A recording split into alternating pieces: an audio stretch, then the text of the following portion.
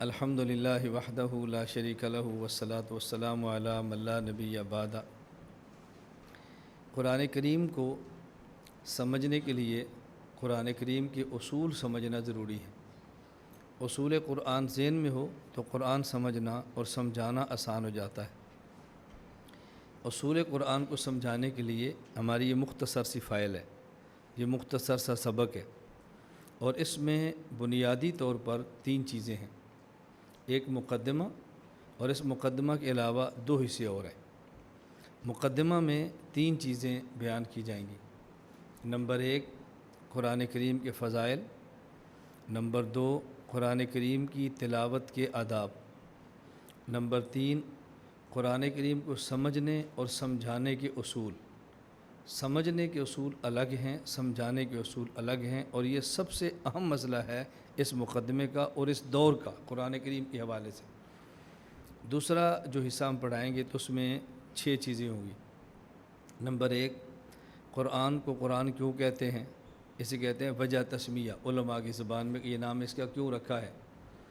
Number 2 وحی کی اقسام اور نزول وحی کے طریقے، وحی کیسے رسول اکرم صلی اللہ علیہ وسلم پر آتی، اس کی کیفیات کیا ہوتی۔ نمبر 3 نزول قرآن کی تاریخ، کہ قرآن تدریجاً کیسے نازل ہوا ہے۔ نمبر 4 قرآن کریم کی آیات کا بیک گراؤنڈ، پس منظر، شان نزول، یہ آیت کس تناظر میں اتری ہے، ان تناظر کو آپ نے سمجھنا ہے۔ نمبر 5 7 احرف، جسے ہم کہتے ہیں 7 قراتیں، یہ 7 قراتیں کیا ہیں، ان قرات میں اختلاف کیوں ہے، آج امت اس کا انکار کیوں کر رہی ہے۔ نمبر 6 ناسخ اور منسوخ کی بحث، قرآن کریم کی کون سی آیات پہلے دور کی ہیں، کون سی آیات بعد کے دور کی ہیں، کس آیت کی وجہ سے کس آیت کو چھوڑا ہے، ناسخ منسوخ کے اصول کیا ہوتے ہیں۔ اور دوسرا حصہ، اس میں بھی 6 باتیں بیان کی جائیں گی۔ نمبر 1 ایک ہے قرآن اور ایک ہے قرآن کی تفسیر۔ پچھلے حصے میں تھا قرآن کو قرآن کیوں کہتے ہیں، اب بیان ہوگا کہ قرآن کریم کی تفسیر کا مطلب کیا ہے، تفسیر اور تعویل میں فرق کیا ہوتا ہے۔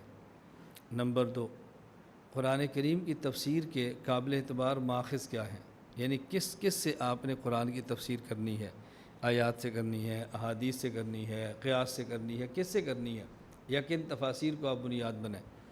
نمبر 3 تفسیر قرآن کے ناقابل اعتبار ماخذ، جہاں امت کو یہ سمجھانا ضروری ہے کہ قرآن کی تفسیر کس سے کرنی ہے، وہاں یہ بھی سمجھانا ضروری ہے کہ کس سے نہیں کرنی، دوسری چیز بھی سمجھائیں۔ نمبر 4 تفسیر قرآن کے لیے ضروری علوم، کون سے علوم آتے ہوں تو آدمی قرآن کی تفسیر کر سکتا ہے۔ نمبر 5 قرآن کریم کی تفسیر کرنے والے مفسرین بہت بڑی تعداد میں گزرے ہیں، ان میں سے چند اہم مفسرین کا تعارف۔ نمبر 6 قرآن کریم کی تفاسیر غالباً 1 لاکھ سے متجاوز ہے، لیکن ان تفاسیر میں سے کس کس تفسیر کا مطالعہ فرمائیں۔ تمام تفاسیر تو نہ ہمارے علم میں ہیں، نہ ہم تمام کا تعارف کرا سکتے ہیں، تو وہ تفاسیر کی جس کو بنیاد بنا کر آپ کو درس قرآن دینا چاہیے، وہ تفاسیر کون سی ہیں۔ تو یہ 3 چیزیں ہوں گی، مقدمہ اور 2 حصے اس کے علاوہ، اس کو ترتیب وار سمجھنے کی آپ کوشش فرمائیں۔ اس کا کوئی چیز رکھ دیتے ہیں یا موبائل دے دیں مجھے۔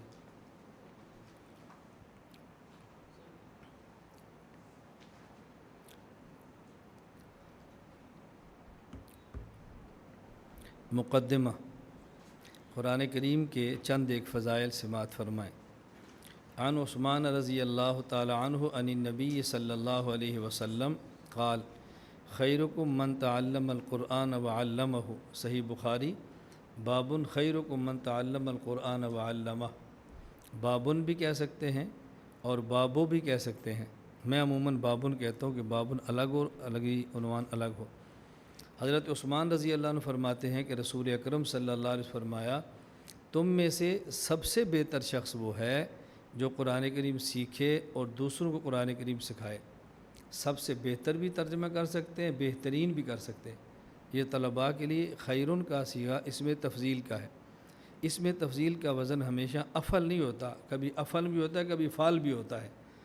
نمبر 2 عن عائشہ رضی اللہ تعالی عنہ قالت قال رسول اللہ صلی اللہ علیہ وسلم الماہر بالقرآن مع سفرۃ الکرام البررہ والذی یقرأ القرآن یتتعطع فیہ وهو علیہ شاق فلہ اجران، صحیح مسلم۔ باب فضیلت حافظ القرآن۔ ام المومنین امی عائشہ رضی اللہ تعالیٰ عنہ فرماتی ہیں رسول اکرم صلی اللہ علیہ وسلم نے ارشاد فرمایا، قرآن کریم کا ماہر، قرآن کریم کو تجوید سے پڑھنے والا، اچھی آواز سے پڑھنے والا، نہ اٹکنے والا ماہر جو قرآن کریم کے اندر ہو، الماہر بالقرآن، قیامت کے دن اس کا ان ملائکہ کے ساتھ کھڑا ہوگا کہ جو ملائکہ فرشتوں کے سردار ہیں، یعنی گویا کہ ایسا شخص عام لوگوں کی نسبت سرداروں اور بڑوں جیسا ہوگا۔ اب اس سے بندے کو شبہ ہوتا ہے کہ وہ لوگ جو قرآن کے ماہر نہیں ہیں، اور ماہر نہ ہونے والے دو ہیں، ایک وہ جس نے کوشش کی اور ماہر نہیں ہو سکا، اور ایک وہ جس نے کوشش نہیں کی اور ماہر نہیں ہو سکا۔ جس نے کوشش نہیں کی اور قرآن میں مہارت نہیں حاصل کر سکا وہ تو نکما ہے، اس کو کیا فضیلت ہوگی؟ لیکن کوشش کی اور پھر بھی مہارت حاصل نہیں کر سکا، اس کا کیا بنے گا؟ اس کے لیے فرمایا کہ جو شخص قرآن کریم پڑھے اور اس میں اٹکے، محنت کے باوجود، کوشش کے باوجود، اس شخص کو ایک اجر نہیں، اس کو 2 اجر ملیں گے۔ زبان میں لکنت ہے پھر بھی محنت کرتا ہے، لفظ زبان پہ نہیں چڑھتا پھر بھی لگا ہوا ہے، ادائیگی صحیح نہیں ہوتی پھر بھی کوشش کر رہا ہے، اس شخص کو 2 اجر ملیں گے۔ اللہ رب العزت کا نظام عام نظاموں سے الگ ہے۔ دنیا میں اگر کوئی شخص نکما ہو نمبر کم ہوتے ہیں، اور یا محنت کرنے والا ہو اور پھر بھی نکموں کی طرح شمار ہو اس کے نمبر بڑھ جاتے ہیں۔ دنیا میں آدمی امتحان دے اور اس میں پاس نہ ہو سکے تقریری امتحان میں یا تحریری میں، اس کو فیل کرتے ہیں، لیکن اللہ کے ہاں آدمی کوشش کرے اور پھر بھی ان جیسا نہ ہو جو آگے ہیں، اللہ اپنے کرم سے ان سے بھی اس کو آگے بڑھا دیتے۔ عن عبداللہ بن عمرو قال قال رسول اللہ صلی اللہ علیہ وسلم یقال لصاحب القرآن اقرأ وارتقی ورتل کما کنت ترتل فی الدنیا فإن منزلك عند آخر آیت تقرأها، سنن ابی داود۔ باب کیف یستحب الترتیل فی القراءۃ۔ حضرت عبداللہ بن عمر رضی اللہ عنہ فرماتے ہیں رسول اکرم صلی اللہ علیہ وسلم نے فرمایا کہ قیامت کے دن یعنی جنت میں صاحب قرآن، حافظ قرآن سے کہا جائے گا کہ تم قرآن کریم پڑھو اور درجات کی بلندی حاصل کرتے جاؤ، چڑھتے جاؤ، لیکن پڑھو ایسے جیسے دنیا میں پڑھتے تھے، جس طرح دنیا میں مخارج کا خیال رکھتے ہوئے، تجوید کا خیال رکھتے ہوئے ٹھہر ٹھہر کے قرآن پڑھتے تھے، آج ایسے ہی پڑھو، اور جہاں تمہارے قرآن کی آخری آیت ہوگی تو من الجنت والناس، وہیں پر تمہارے مقامات ختم ہو جائیں گے۔ رسول اکرم صلی اللہ علیہ وسلم نے کتنی بڑی فضیلت فرمائی۔ یہاں ایک بات سمجھے، عن عبداللہ بن عمرو، دیکھیں ہم اس کو عامرن پڑھتے ہیں، اور ایک لفظ ہوتا ہے عمر۔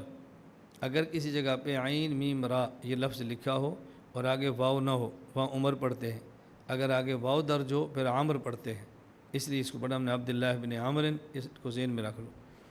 عن عبداللہ بن مسعود رضی اللہ عنہ یقول قال رسول اللہ صلی اللہ علیہ وسلم من قرأ حرفا من کتاب اللہ فلہ حسنہ والحسنۃ بعشر امثالها لا اقول الف لام میم حرف ولكن الف حرف ولام حرف ومیم حرف، جامع ترمذی۔ باب ما جاء فی من قرأ حرفا من القرآن ما له من الاجر۔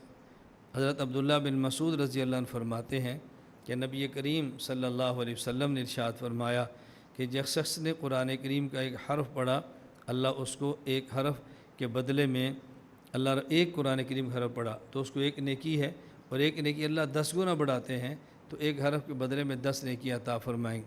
اب آگے مثال دی ہے کہ بندہ الف لام میم پڑھے تو اس پہ 10 نیکی نہیں بلکہ 30 نیکیاں ہیں، کیونکہ الف لام میم ایک لفظ ہے، ایک حرف نہیں ہے۔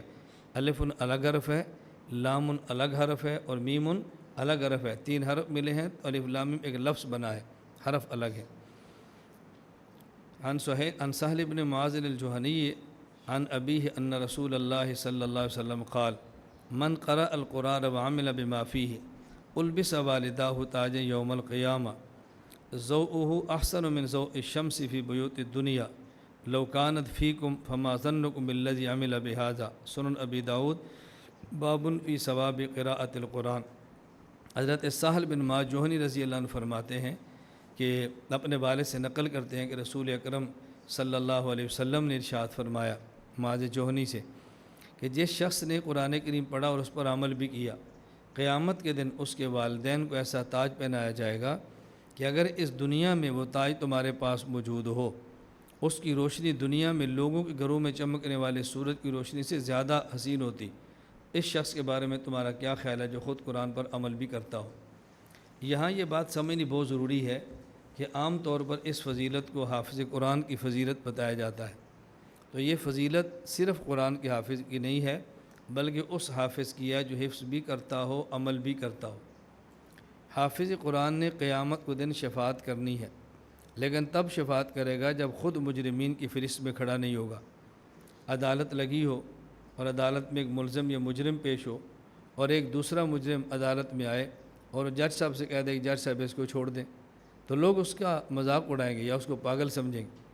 ایک حافظ خود بد عمل ہے اور قیامت کے دن اللہ کی عدالت میں خود پھنسا ہے، وہ دوسرے آدمی کی شفاعت کیا کرے گا؟ شفاعت تو وہ کرے گا حافظ قرآن بھی ہو اور عامل قرآن بھی ہو۔ اس لیے حفظ قرآن کے ساتھ عمل کا خیال رکھنا بہت زیادہ ضروری ہے۔ تو یہ اللہ رب العزت اس حافظ کے والدین کو مقام دیں گے جو عمل کرتے تھے، اور خود حافظ کو کیا ملے گا؟ اللہ کے نبی فرماتے ہیں آپ اسے خود اندازہ کر لو اللہ کیا عطا فرمائیں گے۔ میں نے عرض کیا تھا کہ مقدمہ میں 3 باتیں ہیں۔ پہلی، قرآن کریم کے فضائل چند ایک۔ نمبر 2، قرآن کریم کی تلاوت کے آداب۔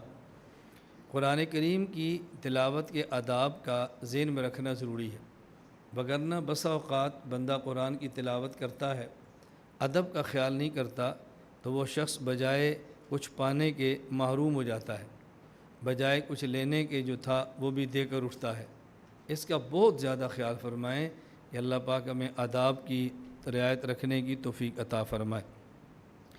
آداب تلاوت قرآن کریم۔ نمبر 1، تلاوت کرنے کے لیے وضو کا ہونا مستحب ہے، اور مصحف قرآن کریم کے نسخہ کو چھونے کے لیے وضو کا ہونا ضروری ہے۔ اس مسئلے کو سمجھیں اور آگے امت کو سمجھائیں۔ آج لوگ اس بہت بڑی غلط فہمی کے اندر مبتلا ہیں کہ وہ سمجھتے ہیں بغیر وضو کے قرآن کریم کو ہاتھ لگا سکتے ہیں۔ بغیر وضو کے قرآن کریم کو ہاتھ نہیں لگا سکتے، ہاں بغیر وضو کے قرآن کریم کی تلاوت کر سکتے ہیں۔ اگر قرآن کریم ایسا ہے کہ جس میں قرآن کریم بھی ہے اور تفسیر بھی ہے، اور تفسیر الفاظ قرآن سے زیادہ ہے، تو ایسے مصحف کو ہاتھ لگانے کی گنجائش ہے، وہ بھی ایسی جگہ پر کہ جہاں قرآن کریم کے حروف لکھے ہوئے نہ ہوں۔ آج کل موبائلوں کا مسئلہ چل رہا ہے کہ موبائل کے اندر قرآن کریم موجود ہوتا ہے، وضو نہیں ہوتا، تو کیا اس کو ہاتھ لگا سکتے ہیں؟ موبائل کے اندر قرآن کریم محفوظ ہو اور وہ کھلا ہوا نہ ہو، موبائل کو آپ پکڑنا چاہیں اور وضو نہ ہو تو آپ پکڑ سکتے ہیں۔ اور اگر آپ نے قرآن کریم کو کھول لیا، سامنے آ گیا، تو پھر اس بات کا خیال کریں کہ جہاں قرآن کریم کے الفاظ اور حروف ہیں وہاں پر ہاتھ قطعاً آپ کا نہیں لگنا چاہیے، اس کی رعایت بہت زیادہ ضروری ہے۔ ہمارے ہاں بعض لوگ بہت آگے نکل جاتے ہیں، بہت پیچھے چلے جاتے ہیں۔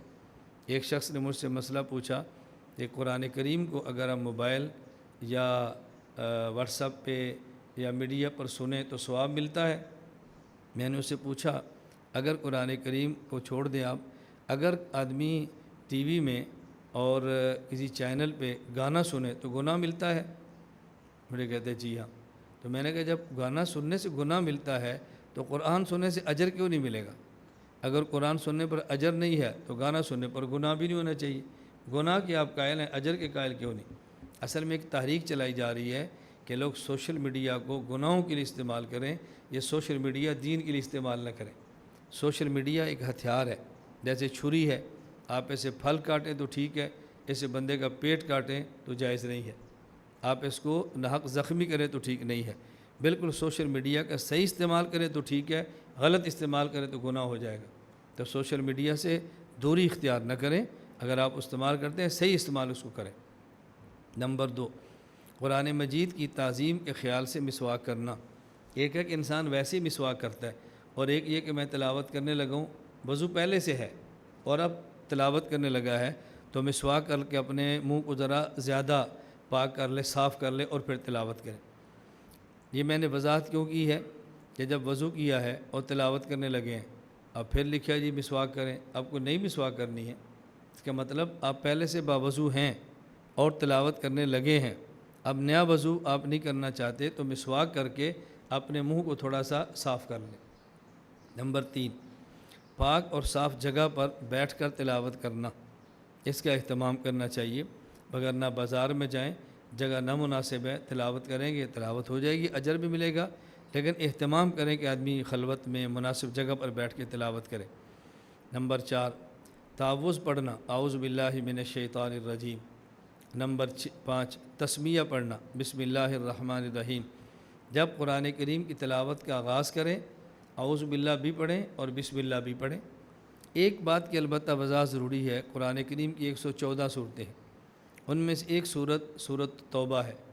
اگر دوران تلاوت سورت توبہ سے پہلی سورت ختم کی اور آگے سورت توبہ آگے سورت الانفال ختم کی اور سورت توبہ شروع ہوگی، تو سورت توبہ کی شروع بسم اللہ نہ پڑھیں، بغیر بسم اللہ کی سورت توبہ شروع کر دیں۔ لیکن اگر قرآن کریم کی تلاوت کا آغاز ہی سورت توبہ سے ہو رہا ہے، پھر اعوذ باللہ بھی پڑھیں اور بسم اللہ بھی پڑھیں۔ اسی طرح سورت توبہ کی تلاوت کر رہے تھے، درمیان میں کسی وجہ سے تلاوت کو روکنا پڑا، جب دوبارہ اسی جگہ سے تلاوت کریں تو اعوذ باللہ بھی پڑھیں اور بسم اللہ بھی پڑھیں۔ تو یہ جو مسئلہ ہے کہ سورت توبہ کی تلاوت کے آغاز میں بسم اللہ نہیں پڑھنی چاہیے، یہ تب ہے جب تلاوت کا تسلسل ہو اور درمیان میں سورت توبہ آ جائے۔ اگر آغاز وہاں سے کریں گے تو پھر اعوذ باللہ بھی ہے اور بسم اللہ بھی پڑھیں۔ نمبر 6، ترتیل اور تجوید کے ساتھ پڑھنا۔ ترتیل اور تجوید کا معنی ہوتا ہے مخارج کا خیال کریں، الف کہاں سے ہے، حمزہ کہاں سے ہے، ضا کہاں سے ہے، ضاد کہاں سے ہے، ذال کہاں سے ہے، زا کہاں سے ہے، سا کہاں سے ہے، سین کہاں سے ہے، ان مخارج میں فرق کریں، یہ تجوید۔ اور ترتیل کا معنی مخارج ادا کریں اور ساتھ لہجے کا بھی خیال کریں، مخارج ٹھیک ہو، لہجہ پنجابی والا ہو، مخارج ٹھیک ہے، لہجہ بلوچستان والا ہے، خیبر پختونخوا والا ہے، لہجہ بدلیں گے تو مخارج ٹھیک ہو ہی نہیں سکتے۔ مخارج کو ٹھیک کرنے کے لیے لہجے کا ٹھیک ہونا بہت ضروری ہے۔ اور ترتیل کا معنی رک رک کے گڑھیں، آہستہ آہستہ پڑھیں، جلد بازی نہ کریں۔ ترتیل اور تجوید۔ نمبر 7، خوش آوازی اور لب و لہجہ کی درستگی کے ساتھ پڑھنا۔ اس کو الگ مستقل ادب کے طور پہ بیان کیا، مستقل ادب کے طور پہ۔ عام طور پہ ترتیل اور تجوید کو ہم معنی سمجھ کر اکٹھا بیان کر دیا جاتا ہے، اس لیے ہم نے اس کو مستقل نمبر دے دیا ہے کہ خوش آوازی اور لب و لہجہ کی درستگی کے ساتھ پڑھیں۔ لیکن خوش آوازی کا معنی کہ جو آواز اللہ نے آپ کو دی ہے، یہ معنی خوش آوازی کا، یہ نہیں اگر آپ کی آواز خوبصورت نہیں ہے تو کہ یار لوگ پتہ نہیں کیا سمجھیں گے۔ آپ لوگوں کے لیے تو نہیں پڑھتے تو اللہ کے لیے نا، پڑھتے اللہ کے لیے، اور اتنی آواز اونچی نکالیں کہ دوسروں کو اسے تکلیف اور حرج نہ ہو۔ نمبر 8، قرآن مجید رو کر پڑھنا، اگر رونا نہ آئے تو رونے کی کیفیت بنا لینا۔ حدیث پاک میں رسول اللہ صلی اللہ علیہ وسلم فرمایا کہ فَإِن لَّمْ تَبْكُوا فَتَبَاكَوْا، باب تفاعل۔ اللہ کے نبی فرما رہے ہیں کہ رو، اگر نہیں رو سکتے تو رونے کی صورت اختیار کرو، اور باب تفاعل ایک خاصا تکلف ہے، بتکلف۔ جب آدمی اللہ سے مانگنا شروع کرتا ہے، نہیں رونا آتا تو رونے کی کیفیت بنائے۔ اسی طرح قرآن کریم کی تلاوت میں اس کا اہتمام کریں۔ نمبر 9، تلاوت کرتے ہوئے معانی پر غور کرنا۔ اگر آدمی قرآن سمجھ کر پڑھے تو پڑھنے کا انداز اور ہوتا ہے، اور بغیر سمجھے پڑھے تو پڑھنے کا انداز اور ہوتا ہے۔ تو جن کو قرآن کریم کے معانی آتے ہیں وہ قرآن کریم کے معنی پر غور کرے اور تلاوت کرے، اور جن کو معنی نہیں آتے وہ معنی پر غور تو نہیں کرتے، الفاظ قرآن پہ غور ضرور کریں کہ میں لفظ کون سا پڑھ رہا ہوں، اس کا خیال فرمائیں، لیکن معنی پر اتنا غور نہ کریں کہ تراویح میں قرآن کریم سنانا مشکل ہو جائے، فرض میں اتنا غور نہ کریں کہ آدمی بھولنا شروع ہو جائے، اتنا۔ یہ عام تلاوت کا مسئلہ، عام تلاوت میں اس کا بہت زیادہ خیال کریں۔ نمبر 10، یہ تصور کر کے تلاوت کرے کہ اللہ تعالیٰ مجھ سے مخاطب ہیں۔ جب آدمی قرآن پڑھتا ہے اور یہ سمجھتا ہے اللہ مجھ سے مخاطب ہیں، قرآن میرے لیے ہے، اللہ مجھ سے بات کر رہے ہیں، پھر آدمی کو قرآن پر عمل کی توفیق ہوتی ہے۔ ہم عموماً درس اگر یوں دیں گے کہ لوگوں کے لیے دے رہے ہیں، ہم قرآن پڑھ رہے ہیں کہ لوگوں کو پڑھا رہے ہیں، اجر تو ملے گا، لیکن اصل یہ سمجھیں کہ قرآن میرے لیے ہے، اللہ مجھ سے مخاطب ہے، اللہ مجھے یہ بات فرما رہے ہیں، پھر اپنی کمزوریاں، اپنے عیوب بندے کو سمجھ آتے ہیں۔ حکیم الامت مجدد الملت مولانا اشرف علی تھانوی نور اللہ مرقدہ ایک بہت پیاری بات فرماتے، حضرت فرماتے ہیں میں عموماً بیانات میں اس عنوان کو ترجیح دیتا ہوں جو میرے اندر کمزوری ہوتی ہے، اس بیان سے میری اپنی کمزوری دور ہو جاتی ہے، میری خواہش ہوتی ہے۔ اب اس کا معنی یہ نہ سمجھنا بہت فاسق آدمی تھے کہ جتنی 31 جلدوں میں ان کے بیانات ہیں سارے ان کے گناہ ہیں جس پر انہیں بیان فرمایا ہے، یہ ذہن نہ بنا لینا۔ اگر اکابر ایسی کوئی بات فرمائیں تو ان کی کمزوری نہیں سمجھنا چاہیے، ان کی خوبی سمجھنا چاہیے کہ حضرت سمجھانے کے لیے ہمیں یہ بات ارشاد فرمائی ہے۔ اللہ ہمیں یہ باتیں سمجھنے کی توفیق عطا فرمائے۔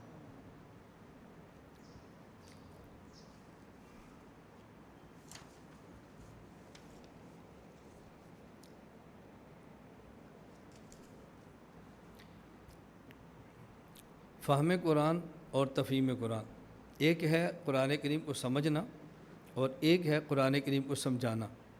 یہ اس مقدمے کا سب سے اہم عنوان ہے اور دور حاضر کا تفسیر قرآن کے حوالے سے سب سے اہم موضوع ہے۔ کیوں؟ اس لیے کہ ہم عام طور پر یہ بات کہتے ہیں کہ قرآن کریم علماء سے سمجھو، اور عام آواز یہ لگتی ہے عالم سے کیوں سمجھو، ایک پروفیسر سمجھتا ہے تو وہ کیوں نہیں سمجھا سکتا، اس کے درس قرآن میں آنے میں کیا جرم ہے؟ ایک ڈاکٹر اچھی تفسیر کر سکتا ہے تو اس کے پاس جانے میں کیا جرم ہے؟ قرآن تو ہر ایک کا حق ہے، ہر ایک سمجھے، ہر ایک سمجھائے۔ قرآن کریم کو مولویوں کا کام تو نہیں ہے، قرآن تو سب کے لیے ہے، تو ہر کسی کو حق حاصل ہے۔ اور پھر بعض لوگ یوں کہہ دیتے ہیں کہ علماء یہ بات کہتے ہیں اپنے پیٹ کے لیے، تاکہ لوگ ہمارے علاوہ کسی اور کے پاس نہ جائیں، ہمارے پیٹ کا کاروبار چلتا رہے۔ اس قسم کی باتیں چل رہی ہیں۔ اگر یہ بنیادی عنوان سمجھ جائیں گے تو سمجھنے میں آسانی ہوگی اور سمجھانے میں بھی آسانی ہوگی۔ قرآن کریم کو سمجھنا اسے فہم قرآن کہتے ہیں، قرآن کریم کو سمجھانا اسے تفہیم قرآن کہتے ہیں۔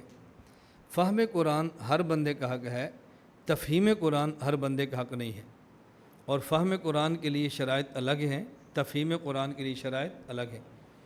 فہم قرآن کے لیے پہلی شرط یہ ہے کہ آدمی چونکہ قرآن کریم عربی زبان کے اندر نازل ہوا ہے تو عربی ادب، عربی لغت اس کو اچھی طرح جانتا ہو، عربی لغت کو، عربی ادب کو جانتا ہو، تبھی قرآن سمجھ آئے گا۔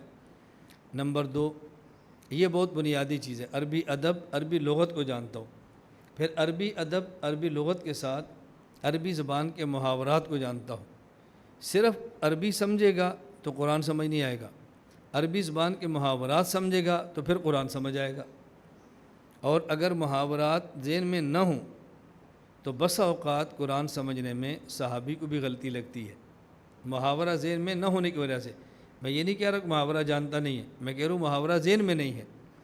ایک شخص کے ذہن میں محاورہ نہیں تھا، غلطی لگ گئی، اور جو محاورات کو جانتا ہی نہیں ہے اس کو بتاؤ کتنی بڑی غلطی لگ سکتی ہے محاورات۔ اور حضور اکرم صلی اللہ علیہ وسلم کے صحابی عدی حاتم طائی کے بیٹے، قرآن کریم کی جب آیت اتری کہ تم کھاؤ بھی اور پیو بھی، وکلوا واشربوا، کھاؤ پیو، کب تک؟ حتیٰ یتبین لکم الخیط الابیض من الخیط الاسود، اس وقت تک کھاؤ کہ جب تک سیاہ اور سفید دھاگے الگ نہ ہوں۔ عدی خود کہتے ہیں میں نے اللہ کے نبی صلی اللہ علیہ وسلم سے عرض کیا، خود کہتے ہیں یا رسول اللہ انی اجعل تحت وسادتی، میں اپنے تکیے کے نیچے رکھ لیتا ہوں اقالین، اونٹ کی 2 رسیاں، اقالن اسود و اقالن ابیض، ایک سیاہ اور ایک سفید۔ کیوں؟ فرمایا عارف اللیل من النہار، میں اس سے رات اور دن کا فرق کرتا ہوں کہ جب تک الگ الگ نظر نہیں آتی تو میں سمجھتا ہوں رات ہے، ابھی کھانے کا وقت ہے، جب الگ الگ نظر آ جائیں اس کا معنی کھانے کا وقت ختم ہو گیا۔ تو رسول اکرم صلی اللہ علیہ وسلم نے ارشاد فرمایا اذل وسادتک عریض یا عدی، اے عدی پہ تیرا تکیہ تو بہت بڑا ہے۔ انہوں نے کہا کیوں حضور؟ فرمایا یہ اسود اور ابیض، سیاہ اور سفید دھاگے سے مراد وہ نہیں جو تو سمجھائے، یہ سوئی والا دھاگا اور یہ اونٹ کی رسیاں اور بکری کی رسیاں، یہ نہیں ہے۔ اس سے مراد سیاہ اور سفیدی یہ رات کی ہے، سواد اللیل، بیاض اللیل۔ سورج کے مشرق سے جب سورج نکلتا ہے تو سورج کے نکلنے سے ظاہر سفیدی ہونی ہے، تو اس کے نکلنے سے آگے ہلکی ہلکی سفیدی شروع ہو جاتی ہے اور آگے پھر تاریکی ہوتی ہے۔ تو یہ جو چوڑائی میں اس کی سفیدی پھیلتی ہے اور یہ چوڑائی میں اس کی سیاہی ہوتی ہے، جب یہ دونوں نمایاں ہو جائیں اب سمجھو کہ صبح صادق کا وقت شروع ہو گیا ہے۔ اب دیکھو محاورہ عام طور پہ اس سے مراد دھاگا ہے، لیکن یہاں مراد دھاگا نہیں تھا بلکہ یہاں عرب کی خاص محاورہ تھا کہ محاورات عرب میں جب یہ لفظ استعمال بولیں تو ان کی مراد اس سے یہ ہوتی ہے کہ سیاہ اور سفید دھاگا، یعنی بیاض اللیل اور سواد اللیل۔ تو جب تک اگر محاورہ معلوم نہیں، صحابی کو اگر غلطی لگ سکتی ہے تو ہمیں غلطی کیوں لگ سکتی؟ حالانکہ صحابی تو محاورات جانتے ہیں، لیکن ذہن سے ایک محاورے کا ذہول ہو گیا۔ اور یہ صرف عربی کے لیے نہیں ہے، یہ پشتو کے لیے، انگلش کے لیے، اردو کے لیے، ہر زبان کے لیے یہ بات موجود ہے کہ کسی بھی زبان کو سمجھیں تو اس زبان کے محاورات کو سمجھنا ضروری ہے۔ اگر اس زبان کا محاورہ نہ ہو وہ زبان سمجھ کبھی بھی نہیں آ سکتی۔ میں اس کی مثال دیا کرتا ہوں صرف سمجھانے کے لیے، یہ تو قرآن کریم کی آیت ہے نا، ویسے ایک مثال آپ سمجھیں کہ رسول اکرم صلی اللہ علیہ وسلم نے اپنی ازواج مطہرات سے فرمایا اسرکن نبی لحاقن اطولکن یدن، تم میں سے میرے پاس سب سے پہلے وہ آئے گی جس کے ہاتھ بہت لمبے ہیں۔ حضور اکرم صلی اللہ علیہ وسلم کے جانے کے بعد حضرت زینب کا انتقال ہو گیا اور ہاتھ لمبے حضرت سودا رضی اللہ تعالیٰ عنہ کا تھے۔ اب یہ کیا ہوا کہ ہاتھ لمبے ان کے انتقال ان کا ہو گیا ہے۔ بعد میں جب ازواج مطہرات نے غور کیا تو پتہ چلا کہ ہاتھ کے لمبے ہونے سے مراد حقیقتاً ہاتھوں کا لمبا ہونا نہیں بلکہ اس سے مراد سخاوت ہے، اور سخاوت میں حضرت زینب رضی اللہ تعالیٰ عنہ سب سے بڑی ہوئی تھی۔ اب یہ اطولکن یدن یہ عرب کا ایک محاورہ ہے۔ فارسی زبان کا واقعہ میں کئی بار سناتا ہوں کہ دو شخص جا رہے تھے، راستے میں ایک مخالف ملا، اس نے اپنے مخالف کو پکڑا اور مارنا شروع کیا، اور یہ جو ساتھ والا تھا اس نے اپنے دوست کے ہاتھ پکڑے اور مروانا شروع کیا۔ جب خوب پیٹا اس کے چلا گیا، یہ اپنے دوست سے کہتا ہے میرا مخالف دشمن آیا تھا، تم میرا ساتھ دیتے ہم دونوں مل کر اس کو مارتے، اگر تو میرا ساتھ نہیں دے سکتے مجھے مارتا تو مجھے چھڑا لیتے، اگر چھڑا بھی نہیں سکتے میرے ہاتھ تو نہ پکڑتے، میں تو اپنا مقابلہ کرتا، تو نے میرے ہاتھ پکڑا کہ مجھے مروایا۔ اس نے کہا میں نے حضرت شیخ سعدی رحمہ اللہ کی نصیحت پہ عمل کی ہے۔ شیخ سعدی رحمہ اللہ فرماتے ہیں دوست آں باشد کے گیرت دست دوست در پریشاں حالی و درماندگی، دوست وہ ہوتا ہے جو مشکل وقت میں اپنے دوست کے ہاتھ پکڑ لے۔ تیرا مشکل وقت ہے میں نے تیرے ہاتھ پکڑ لیے، میں نے تو بزرگوں کی نصیحت پر عمل کیا ہے۔ اب دیکھو یہ ہاتھ پکڑنا ایک محاورہ ہے، جس سے مراد حقیقتاً ہاتھ پکڑنا نہیں ہے، غلطی لگ گئی نا دوست پٹوا دیا، تو یہ ہر زبان کا ہے۔ اس طرح پنجابی میں، اردو میں، ہر زبان میں یہ سارے محاورات چلتے ہیں۔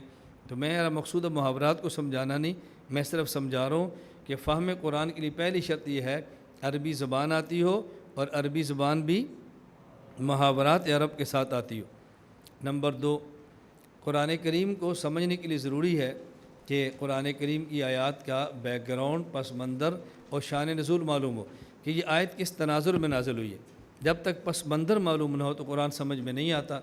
اس کا واقعہ سنن ابی داؤد میں ہے، اور سنن ابی داؤد باب فی قولہ تعالی ولا تلقوا ایدیکم الی التہلکہ، کہ حضرت ابو ایوب انصاری رضی اللہ تعالیٰ عنہ مجاہدین کے صاحب میں موجود ہیں، اور قافلہ جہاد کے امیر عبد الرحمن بن خالد بن ولید ہیں۔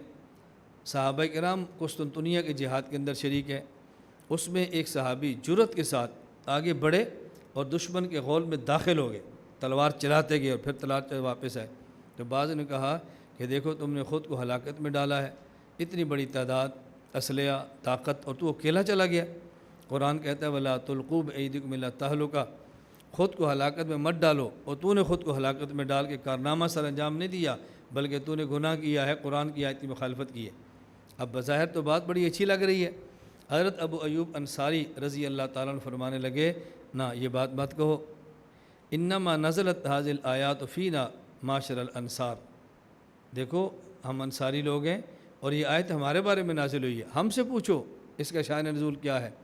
ہوا یہ کہ ہم نے رسول اکرم صلی اللہ علیہ وسلم کا ساتھ دیا اور کاروبار اور ذمہ داریوں کو ہم نے کچھ عرصے کے لیے چھوڑ دیا، لیکن جب اسلام غالب ہو گیا، اظہر علیہ السلام، اسلام اللہ نے مدد فرمائی، اسلام غالب ہو گیا، تو ہم نے کہا یا رسول اللہ، ہم نے کہا ہلم نقیم فی اموالنا ونصلحها، اللہ کے نبی ہمیں اجازت دو، اب اسلام غالب ہو گیا، فتوحات شروع ہو گئی ہیں، ہم کچھ عرصہ اپنے اموال کا خیال کریں، کھیتی باڑی کا خیال کریں، ذمہ داریوں کو ترقی دے لیں۔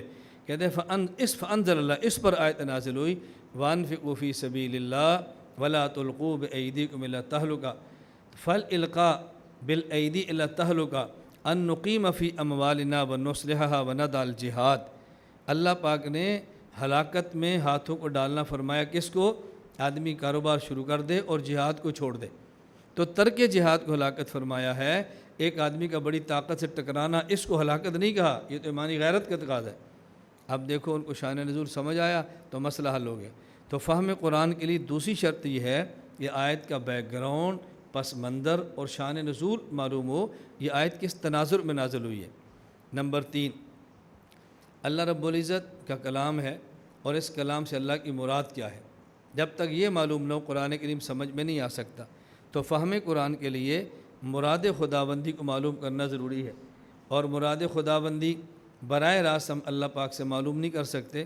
کیوں؟ جب اللہ کی ذات کو سن نہیں سکتے، دیکھ نہیں سکتے، تو معلوم کیسے کریں گے؟ مراد خداوندی کو بتانے والا وہ نمائندہ خداوندی ضروری ہے۔ مراد خدا تب سمجھ آئے جب نمائندہ خدا سمجھائے، اور نمائندہ خدا کون ہے؟ محمد الرسول اللہ صلی اللہ علیہ وسلم۔ رسول اللہ یہ نمائندہ خدا ہے، اور اللہ کے نبی جن الفاظ سے سمجھاتے ہیں ان کا نام حدیث ہے۔ تو معلوم ہے قرآن کریم تب سمجھ آئے گا جب مراد خدا معلوم ہو، اور مراد خدا معلوم ہوتی ہے نمائندہ خدا رسول سے، اور رسول پاک صلی اللہ علیہ وسلم کے الفاظ کا نام حدیث ہے۔ تو قرآن کریم کو سمجھنے کے لیے تیسری شرط یہ ہے کہ بندے کو احادیث معلوم ہو۔ اگر احادیث نہ آتی ہوں تو قرآن کریم نہیں سمجھ سکتا۔ اللہ کے نبی نہ سمجھائیں تو سمجھنے میں صحابہ کرام کو بھی غلطی لگی ہے۔ اللہ کے نبی نے سمجھایا ہے تو قرآن کریم ان کو سمجھ آ گیا ہے۔ اس کی مثال صحیح بخاری، باب قول اللہ تعالی واتخذ اللہ ابراہیم خلیلا۔ قرآن حضرت عبداللہ رضی اللہ تعالیٰ، عبداللہ بن مسعود رضی اللہ عنہ فرماتے ہیں جب یہ آیت نازل ہوئی، الذین آمنوا ولم یلبسوا ایمانہم بظلم اولئک لہم الامن وہم مہتدون، جو شخص ایمان لایا اور ایمان کے ساتھ ظلم کو ملنے نہیں دیا، اس کو امن بھی ملے گا اور ہدایت بھی ملے گی۔ صحابہ کرام خدمت میں حاضر اور کہا یا رسول اللہ اینا لا یظلم نفسہ، کون سا ایسا شخص ہوگا کہ جو ظلم نہ کرے؟ کیوں؟ ظلم سے مراد وہ نہیں جو ہم سمجھتے ہیں، ڈکیتی ہو جائے، بندہ مار دو، کسی کا حق چھین لو۔ عربی میں ظلم سے مراد ہے وضع شیء فی غیر محلہ، کچھ نامناسب کام ہو، یہ بھی ظلم ہے۔ تو کچھ نامناسب تو ہر بندے سرزد ہو ہی جاتا ہے، تو پھر اس کا معنی ہمیں امن بھی نہیں ملے گا، ہمیں ہدایت بھی نہیں ملے گی، ہمارا کیا بنے گا؟ تو رسول اکرم صلی اللہ علیہ وسلم فرمایا یا ظلمن سے مراد وہ نہیں جو تم سمجھے ہو، یا ظلمن کا معنی شرک ہے۔ قرآن کریم میں ہے، حضرت لقمان نے جب اپنے بیٹوں کو وصیت کی، فرمایا یا بنی لا تشرک باللہ ان شرک لظلم عظیم۔ اپنے بیٹے کو وصیت کرتے وقت فرماتے بیٹا شرک نہ کرنا، کیونکہ شرک بہت بڑا ظلم ہے۔ تو یہاں ظلمن سے مراد کمی بیشی نہیں ہے، ظلمن سے مراد نامناسب امور نہیں ہے، ظلمن سے مراد شرک ہے۔ اب آیت کا معنی ہوگا الذین آمنوا ولم یشرکوا باللہ شیئا اولئک لہم الامن وہم مہتدون۔ اور صحابہ کرام شرک سے تو پاک تھے، سب جانتے ہیں، صحابہ کرام رضی اللہ عنہ کے قریب سے بھی شرک نہیں گزرتا تھا، اس معاملے بہت متصدق اور بہت درست اپنی رائے رکھتے تھے۔ اب رسول اکرم صلی اللہ علیہ وسلم نے مراد بتائی تو سمجھ آئی، نہ بتاتے تو مراد سمجھ نہ آتی۔ تو فہم قرآن کے لیے بنیادی طور پر 3 شرطیں ہیں۔ نمبر 1 عربی زبان کو محاورات عرب کے ساتھ سمجھنا۔ نمبر 2 قرآن کریم کا بس منظر، بیک گراؤنڈ، شان نزول معلوم کرنا۔ نمبر 3 مراد خداوندی معلوم کرنا۔ اب عربی زبان تو سمجھ آئے گی عربی ادب سے، شان نزول سمجھ آئے گا صحابہ کرام سے، قرآن اترتا ان نے دیکھا ہے، ان نے سنا ہے، اور مراد خدا معلوم ہوگی رسول اکرم صلی اللہ علیہ وسلم سے۔ تو معلوم ہے قرآن سمجھنے کے لیے 3 شرطیں بنیادی ہیں، عربی ادب بھی آتا ہو اور صحابہ کرام سے تعلق بھی ہو اور احادیث پر بھی عبور ہو، وگرنہ قرآن سمجھ میں نہیں آتا۔ تو ایک ہے قرآن کو سمجھنا، ہر بندہ سمجھے، اور ایک ہے قرآن کو سمجھانا۔ ہم فہم قرآن کی بات نہیں کر رہے، تفہیم قرآن کی بات کر رہے ہیں۔ فہم قرآن ہر بندے کا حق ہے، تفہیم قرآن ہر بندے کا حق نہیں ہے۔ قرآن سمجھانے کے لیے، تفہیم قرآن کے لیے اب 15 علوم کی ضرورت ہے۔ اگر یہ علوم نہ ہوں تو آدمی قرآن کریم کی تفسیر نہ کرے، سمجھائے نہ۔ نمبر 1 لغت، جس طرح سمجھنا سمجھانا۔ لغت سے مراد یہ ہے کہ صرف معمولی سی یہ نہیں المنجد دیکھ لی ہے کہ جو مجھے لغت معلوم ہو گئی ہے، میں نے فلاں عربی کی چھوٹی سی کتاب پڑھی ہے مجھے لغت معلوم ہو گئی ہے۔ لغت سے مراد یہ ہے کہ اس کا عربی لغات پر ایک احاطہ ہو، عربی لغات پر اس کی وسعت نظری کے ساتھ عربی لغات اس کے علم کے اندر ہو۔ بس اوقات ایک لفظ ہوگا، لغت قریش میں معنی الگ ہوگا، لغت بنی تیم میں معنی الگ ہوگا، انصار میں جائیں گے مدینہ معنی الگ ہوگا، لفظ تو ایک ہی ہوگا نا۔ اور بس اوقات ایک ہی عرب کے قبیلے میں ایک ہی لفظ کے کئی معنی ہوں گے، اب ان سب معنی علم کے اندر ہوں گے تو قرآن کریم کی تفسیر کرنا بہت آسان ہوگی۔ مثلا والمطلقات یتربصن بانفسہن ثلاثۃ قروء، وہ عورت جس کو طلاق ہو گئی، یہ عورت انتظار کرے 3 قروء، اس کی عدت 3 قروء ہے۔ اب قرو کا معنی کیا ہے؟ قرو قرعن کی جمع ہے، قرعن کا معنی حیض بھی ہے اور قرعن کا معنی طہر بھی ہے۔ عورت کے ماہواری کی جو دن ہے مخصوص ایام اسے بھی قرعن کہتے ہیں، اور اس کے علاوہ جو عورت کے مہینے میں پاک ہونے کے دن ہے اسے بھی قرعن کہتے ہیں۔ تو قرعن کے دونوں معنی آتے ہیں۔ اب یہاں قرعن کا معنی کیا ہوگا؟ یہ تب ہوگا جب دونوں معنی آتے ہیں، تو پھر کس معنی کو ترجیح دینی ہے؟ اگر معنی ہی ایک آتا ہے تو اس نے دوسرے معنی کی طرف سوچنے نہیں، ترجیح تو بات کا مسئلہ ہے۔ قرآن کریم میں لفظ امت ہے۔ اب امت کے قرآن کریم امت میں کئی معنی ہیں۔ مثلا امت کا ایک معنی ہے کہ جن میں لوگ کسی مسئلے کے اندر مشترک ہو، خواہ دین میں، رسومات میں، کسی کے اندر بھی۔ اور ایک امت کا معنی ہے کہ ان کا عقیدہ ایک ہو۔ کہ ابھی امت کا معنی ایک آدمی جو جماعت، فرد، انجمن بن کے کام کرے اسے بھی امت کہتے ہیں۔ امت کے تو کئی معنی ہیں۔ اب کس مقامت امت کا کون سا معنی ہے؟ یہ تب ہوگا جب امتن کے کئی معنی آتے ہوں گے اور پھر ایک معنی کو ترجیح دیں گے۔ قرآن کریم میں ہے کان الناس امتا واحدہ، لوگ ایک ہی امت تھے۔ اب ایک ہی امت کا یہاں معنی کیا ہے؟ بل قالوا انا وجدنا آباءنا علی امت، ہم ایک ہی امت پر تھے۔ اب یہ امت کا معنی دین ہے، کیا معنی کریں گے؟ وذکر بعد امت، اب یہ امت سے مراد زمانہ ہے کہ یوسف علیہ السلام کے ساتھ جو قیدی نکل کر گیا، ایک مدت کے بعد اس کو بات یاد آئی، ان ابراہیم مکان امتا، ابراہیم امت تھے۔ اور یہاں امت سے مراد کیا ہے؟ فرد نے ایک جماعت کی طرح کام کیا، اسے بھی امت کہا۔ تو لغات پر بندے کی نظر ہونی چاہیے۔ نمبر 2، علم نحو بندے کو معلوم، علم نحو معلوم ہوگا تو علم نحو کے ذریعے اصل علم نحو کو ہوتا ہے کلمے کا آخری حصہ، اس پر اعراب کیا ہے۔ علم نحو کا بنیادی کام کہ جہاں لفظ ختم ہوتا ہے آخر میں زبر، زیر، پیش، اعراب کیا دینا ہے۔ اس اعراب کے بدلنے سے، حرکت کے بدلنے سے معنی بدل جاتا ہے۔ مثلا قرآن کریم میں ہے ان اللہ بریء من المشرکین ورسولہ۔ اب اگر ورسولہ پڑھیں گے تو معنی ہوگا اللہ کا رسول مشرکین سے برات کا اعلان کرتے ہیں۔ اور اگر کسی نے مشرکین کے ساتھ ملا کر ورسول ہی پڑھ دیا، ان اللہ بریء من المشرکین ورسولہ، اب معنی ہوگا اللہ اور مشرکین اور رسول دونوں سے بری ہیں۔ تو یہ رسولہ پڑھنا ہے، رسول ہی پڑھنا ہے، یہ علم نحو سے پتہ چلے گا۔ علم نحو کو معلوم نہیں ہوگا تو بندہ فیصلہ نہیں کر سکتا میں نے پڑھنا کیا ہے۔ جو پرنٹنگ نے چھاپ دیا اسی کو دیکھ کر یہ قرآن پڑھ دے گا، اسی کو دیکھ کر۔ علم نحو آئے گا تو فرق کرے گا۔ نمبر 2، نمبر 3، علم صرف۔ اب علم صرف کا معنی کیا ہوتا ہے؟ وہ پورا کلمہ بتاتا ہے، اس کلمے لفظ کو کیسے پڑھنا ہے، پورا لفظ۔ علم نحو آخری حرف پر بحث کر رہا ہوتا ہے، اعراب پر، اور علم صرف یہ پورے کلمے پر بحث کر اس کو کیسے پڑھنا ہے۔ اب اس کی ایک مثال سمجھیں۔ قرآن کریم میں یوم ندعو کل اناس بامامہم، زمخشری نے واقعہ لکھا ہے عجوبات میں، یوم ندعو کل اناس بامامہم۔ اب ایک آدمی اس کا ترجمہ کر رہا ہے کہ دیکھو اس دن کو یاد کرو جس دن اللہ فرماتا ہے کہ ہم ہر آدمی کو پکاریں گے ان کی ماؤں کے نام کے ساتھ۔ اس نے امام امن کی جمع کر دی، امن واحد ہے، اس کی جمع امامن ہے، تو کہتے ہیں اللہ پکاریں گے ماؤں کے نام کے ساتھ، تو لہذا قیامت کے دن کو یاد کرو جہاں ماؤں کے نام کے ساتھ بلایا جائے گا۔ حالانکہ یہاں امام سے مراد یہ امام امن کی جمع نہیں ہے، امام تو مفرد ہے، اور مراد اس سے بندے کا نامہ اعمال ہوگا۔ مراد اس نے معنی کیا سمجھا، اس نے کیا سمجھا؟ کیوں؟ اگر صرف آتی تو سمجھتا کہ امن کو معنی امام نہیں آتا، امن کا معنی امہات آتا ہے، امن کا معنی الگ آتا ہے، تو صرف نے وجہ بتانی تھی، اور صرف نہ آنے کی وجہ سے اس بندے نے بہت بڑی غلطی کر ڈالی۔ یا امام مقتدا کو کہتے ہیں، راہبر کو کہتے ہیں، کہ ہم قیامت کے دن جب بندے کو اٹھائیں گے تو جس کے ساتھ چلتا اسی کے ساتھ کھڑا کریں گے۔ اور امام نیک کو بھی کہتے ہیں، وجعلنا امۃ یہدون، اور قرآن کریم میں ائمۃ الشر کو بھی کہتے ہیں جو لیڈر ہو کسی قوم کا۔ تو یہ غلطی آئی صرف نہ ہونے کی، نہ معلوم ہونے کی وجہ سے۔ نمبر 4، علم اشتقاق۔ علم اشتقاق کا معنی ہوتا ہے کہ یہ لفظ کس لفظ سے نکلا ہے، یہ لفظ کس لفظ سے نکل کر آیا ہے، اور جب یہ معلوم ہوگا پھر لفظ کا معنی بہت آسان ہوگا۔ مسیح، عیسیٰ علیہ السلام کو مسیح بھی کہتے ہیں۔ مسیح کیوں کہتے ہیں؟ یا مسیح مسحن سے ہے، مسحن کا معنی ہوتا ہے چھونا۔ عیسیٰ علیہ السلام کوڑ کو چھیتے اور بندہ ٹھیک ہو جاتا، اندھے کو چھوتے اس کی بنائی مل جاتی۔ اور یا مسحن مساحت سے ہے۔ اب مساحت کا معنی چھونا نہیں ہے۔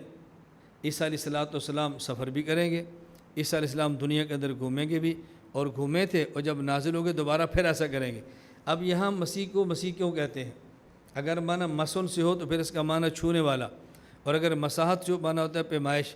اب عیسیٰ علیہ السلام دنیا میں جائیں گے۔ جب آدمی کی سفر کرتا ہے تو پیمائش، یعنی کہ پیمائش کرتا ہے، مسافت طے کرتا ہے عیسیٰ علیہ السلام، تو اس کو مس ہو سکے تو معنی الگ ہے، اور مساحت سے لے تو معنی بالکل الگ ہو جائے گا۔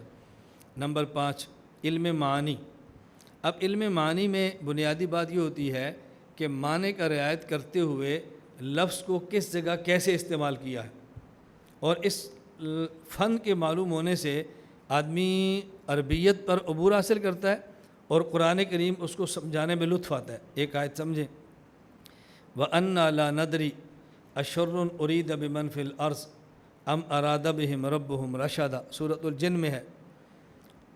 ہدایت اللہ کی طرف سے ہے اور ضلالت بھی اللہ کی طرف سے ہوتی ہے۔ اسباب اختیار بندہ کرتا ہے، گمراہی چونکہ اللہ نے اسباب پہ رکھی ہوتی ہے، گمراہی مل جاتی ہے، تو اللہ کی طرف سے ہے۔ مثال کی سمجھ لو، اب آگ میں جلانا یہ خاصہ اللہ نے رکھا ہے، تو جو بندہ انگلی آگ پہ رکھے گا انگلی جلے گی، اللہ چاہیں گے تو جلے گی، نہ چاہیں گے تو نہیں جلے گی۔ لیکن اللہ نے آگ کا خاصہ جلانا رکھا ہے نا، اب کیا کہیں کس نے جلایا؟ اللہ نے یا آگ نے؟ جلایا تو اللہ کے حکم سے، اللہ کے بغیر آگ تھوڑی جلا سکتی ہے، لیکن جلانا چونکہ ہمارے معاشرے مایوس شمار ہوتا ہے تو نسبت اللہ کی طرف نہیں کرتے بلکہ آگ کی طرف کر دیتے ہیں، اور جب بندہ ٹھیک ہو جائے تو پھر کیا کہتے ہیں؟ شفا اللہ نے دی ہے۔ بھائی اب دوا ڈاکٹر نے دی ہے تو بندہ ٹھیک ہو گیا، اب یہ نہیں کہتے شفا ڈاکٹر صاحب نے دی ہے، ڈاکٹر صاحب نے ٹھیک کیا۔ کیوں؟ ٹھیک ہونا ایک اچھی چیز ہے، اچھی کی نسبت اللہ کی طرف کرتے ہیں۔ قرآن کریم میں وَأَنَّا لَا نَدْرِي أَشَرٌ أُرِيدَ بِمَنْ فِي الْأَرْضِ، ہم نہیں سمجھتے کہ ان کے بارے میں شر کا، ضلالت کا فیصلہ کر لیا گیا ہے یا اللہ نے ان کے لیے ہدایت کا فیصلہ کر دیا ہے۔ اب دیکھو جب ہدایت کی ہے تو صیغہ معروف کا لائے ہیں، اور جب شر کی بات آئی ہے تو صیغہ مجہول کا لائے ہیں، تاکہ اللہ کی طرف شر کی نسبت کرنا ظاہراً بے ادبی تھا۔ تو یہ علم معنی سے معلوم ہوگا تو پھر بندے قرآن کی تفسیر سمجھانے میں مزہ آئے گا، یہ نہیں سمجھے گا سمجھائے گا کیسے؟ ابراہیم علیہ السلام فرماتے ہیں وَإِذَا مَرِضْتُ فَهُوَ يَشْفِينِ، بیمار میں ہوتا ہوں شفا اللہ دیتے ہیں۔ اللہ نہ چاہے تو بندہ بیمار ہو سکتا ہے، اللہ نہ چاہے تو شفا مل سکتی ہے، لیکن عموماً بیماری اسباب مرض اختیار کرنے کی وجہ سے آتی ہے۔ عموماً اسباب مرض اختیار ہوتے ہیں تو مرض آتا ہے۔ تو کہنے کا مطلب کیا ہے؟ اسباب مرض اختیار نہیں کرنے چاہیے تاکہ مرض نہ ہو، لیکن ہماری یہاں نالائکیاں ہیں، ہم اسباب مرض اختیار کرتے ہیں، مریض ہوتے ہیں، اور اللہ کا کرم یہ ہے اللہ اس کے باوجود بھی شفائیں عطا فرماتے ہیں۔ تو یہ مرض کی نسبت اللہ کی طرف نہیں کی بلکہ شفا کی نسبت اللہ کی طرف کی ہے۔ اب یہ علم المعانی پر عبور ہوگا تو پھر یہ بات سمجھانی آسان ہوگی کہ معنی کی رعایت کرتے ہوئے کلام کی ترکیب اللہ نے کیسے بنائی ہے۔ اب اس معنی کا ادراک ہوگا تو پھر آگے آپ کو ترکیب بھی سمجھ آئے گی۔ نمبر 6، علم بیان۔ اب علم البیان میں کیا ہوتا ہے کہ کسی کلام کے اندر معنی ظاہر کیسے ہے، معنی چھپا کیسے ہے، اشارے میں بات کیسے سمجھائی ہے، یہ علم البیان کے بغیر سمجھ نہیں آتی۔ مثال دیکھیں، وَجَعَلْنَا اللَّيْلَ لِبَاسًا، اللہ فرماتے ہیں کہ ہم نے رات کو لباس بنا دی ہے۔ رات کو لباس بنانے کا مطلب کیا ہے؟ کیسے رات بنا دی؟ اب یہاں تشبیہ دی ہے ایک معاملے میں، تشبیہ کیا ہے؟ کاللباس فی الستر، جب آدمی نے لباس پہنا ہو آدمی کے عیوب چھپ جاتے ہیں، اور جب رات کی تاریکی آتی ہے تو بندے کا عیوب چھپا لیتی ہے۔ اب یہ چھپانے میں تشبیہ دی ہے رات کو لباس کے ساتھ۔ یہ علم البیان آئے گا تو بات معلوم ہوگی، علم البیان نہیں ہوگا تو بندہ پھنس جائے گا کہ رات کو لباس بنایا، لباس کیسے بنایا؟ لباس تو پہنا ہوتا ہے، ہم تو رات نہیں پہنتے، صبح اتارتے ہیں تو رات تو ہم نہیں اتارتے، لباس ہمارے جسم کے ساتھ نہیں ہے اور لباس تو جسم کے ساتھ ہوتا ہے۔ اب مقصود یہ بتانا نہیں کہ رات حقیقتاً لباس ہے، یہ بتانا مقصود ہے کہ جیسے لباس تمہیں چھپاتا ہے تو رات بھی تمہیں چھپا لیتی ہے، اور یہ علم بیان سے سمجھ آئے گا۔ علم بدی، علم البدی میں کسی کلام کی خوبیاں معلوم ہوتی ہیں کہ یہ جو کلام ہے نا، اگر یہ لفظ نہ ہوتا تو نقص کیا آتا، اس لفظ کے آنے سے کلام میں خوبی کیا آئی ہے۔ جب منافقین مدینہ سے یہ بات کہے گی وَإِذَا قِيلَ لَهُمْ آمِنُوا كَمَا آمَنَ النَّاسُ قَالُوا أَنُؤْمِنُ كَمَا آمَنَ السُّفَهَاءُ، ہم ایسے ایمان لائے صفحاء ایمان لائے بیوقوف، فرمایا الا انہم ہم الصفحاء، پہلے اللہ تاکید کے لیے سنو غور کرو، کتنی غلط بات تم نے کی ہے، سمجھو ذرا کتنی غلط بات کی ہے۔ الا تنبیہ کا معنی سمجھے، الا تنبیہ کے لیے توجہ کرو، اتنی غلط بات، اتنی گھٹیا بات، یہ تم نے کی ہے، یہ اللہ کہہ رہا ہے۔ آگے انا یہ تاکید کے لیے آ رہا ہے۔ آگے ہم مبتدا تھا، صفحہ خبر تھی، ہم ضمیر معرفہ ہے، اس صفحہ پر الاملاف یہ بھی معرفہ ہے، اور اگر کلام میں مبتدا بھی معرفہ ہو خبر بھی معرفہ ہو تو یہ ضابطہ ہے تعریف و طرفین یوجب الحصر و تخصیص، مبتدا خبر دونوں معرفہ ہو جائے کلام میں حصر آتا ہے۔ اب یہ بات تب سمجھ آئے گی جب بندے کو علم البدیع آتا ہے کہ اللہ کیا فرما رہے ہیں۔ آگے پھر درمیان میں ہم پھر حصر کے لیے لائے ہیں، الا انہم ہم الصفا، پھر ہم لائے حصر کو بیان کرنے کے لیے۔ اب علم البدیع بتا رہا ہے صرف یہ نہیں کہ تم بھی بیوقوف ہو شاید وہ بھی ہوں، نہ، مسئلہ ایمان قبول کرنے میں اور توجہ رکھنا، ایمان قبول کرنے میں اور کفر سے جان چھڑانے میں یا کفر لینے میں ایمان کو چھوڑنے میں یہ طے شدہ ہے کہ جو شخص کلمہ پڑھتا ہے خواہ اس پر کتنا بھی نقصان آئے وہ عقل مند ہے، اور جو کلمہ چھوڑ کر ایمان چھوڑ کر کفر اختیار کرتا ہے بظاہر جتنا بھی فائدہ ہو یہ شخص بیوقوف ہے۔ اللہ انہم صبحا، یہ نہیں تم ہی بیوقوف ہو اور سمجھو کتنی غلط بات تم نے کی ہے۔ یہ کیسے سمجھ آئے گی؟ علم بدیع سے۔ علم البدیع ہوگا تو سمجھ آئے گی، نہیں ہوگا تو معمول کی بات کرے گا، نہیں یہی بیوقوف ہے وہ بیوقوف نہیں۔ نمبر 8، یہ بطور فائدے کے بتا دیا کہ علم اشتقاق، علم معنی، علم معنی، علم بیان، علم بدیع، ان تینوں کو بس اوقات علم بلاغت کہہ دیا جاتا ہے۔ یہ بلاغت کے اندر 3 علوم ہوتے ہیں اور مجموع کہتے ہیں علم بلاغت ہے۔ آپ مختصر معنی، تلخیص المفتاح وغیرہ اس میں پڑھتے ہیں۔ نمبر 8، علم قرات۔ اب علم قرات کو سمجھنا کیوں ضروری ہے قرآن سمجھانے کے لیے؟ اس کی وجہ یہ ہے کہ ایک لفظ کے معنی کو متعین کرنے کے لیے بس اوقات دوسری قرات معاون بنتی ہے۔ قرآن کریم میں ہے لا جناح علیکم ان طلقتم النساء ما لم تمسوهن او تفرضوا لهن فریضۃ، آگے فنصف ما فرضتم، اگر کسی عورت سے نکاح کیا مہر مقرر بھی نہیں کیا اور اس عورت کو چھوا بھی نہیں، اس عورت کا مہر آدھا ہوگا۔ اب یہ چھونے سے مراد کیا ہے؟ چھونے سے مراد کیا ہے؟ اب کو بندہ سمجھے گا بھئی نکاح ہوا اور وہاں ایجاب و قبول ہوا اور بیوی کا ہاتھ پکڑا اور شوہر ہاتھ پکڑ کے لا رہا ہے، چھو تو لیا اس نے، یا چھونے کا معنی کیا ہوگا؟ اب دوسری ایک قرات ہے جس کے اندر یہ ہے کہ ما لم تمسون، ایک قرات میں تماسوہن، ماسا یماسو مماسا، اب اس کا معنی کیا ہے؟ ای تجامعہن۔ اب اس کا معنی یہ ہوگا کہ یہ اس وقت ہوگا کہ جب تم نے اس عورت کا مہر مقرر بھی نہیں کیا اور اس عورت کے ساتھ ہم بستری بھی نہیں کی، غیر مدخول بہا، اس کا یہ مہر یہ ہے۔ اور یہ دوسری قرات نے معنی متعین کی ہے، اگر دوسری قرات نہ ہوتی تو پھر تھوڑا سا شک پڑ جاتا کہ مراد اس سے کیا ہے۔ اور یہ تب ہوگا جب علم القرات آئے گی، علم القرات نہیں آئے گی تو پھر الجھنیں پیدا ہوگی۔ اس لیے جن اس دور میں الجھنیں پیدا کرنی ہے وہ بقیہ قرات کا ویسے ہی انکار کرتے ہیں، یہ عجم کی سادت سے چھوڑ دو اس کو، تاکہ معنی متعین نہ کرنا پڑے، اپنی مرضی کے معنی کرتے پڑے، جیسے جوید غامدی وغیرہ نے شروع کیا۔ نمبر 9، علم عقائد۔ علم عقائد معلوم ہو تو پھر بندے قرآن کی تفسیر کرنے کا لطف آتا ہے اور سمجھا سکتا ہے۔ دیکھو عیسیٰ علیہ السلام کے بارے میں اللہ نے فرمایا کہ ما قتلوہ، نہ تو نے قتل کیا، ما صلبوہ، نہ سولی پہ چڑھایا، لیکن عیسیٰ علیہ السلام گئے کدھر؟ فرمایا بر رفعہ اللہ الیہ، اللہ نے عیسیٰ علیہ السلام کو اپنی طرف اٹھا لیا۔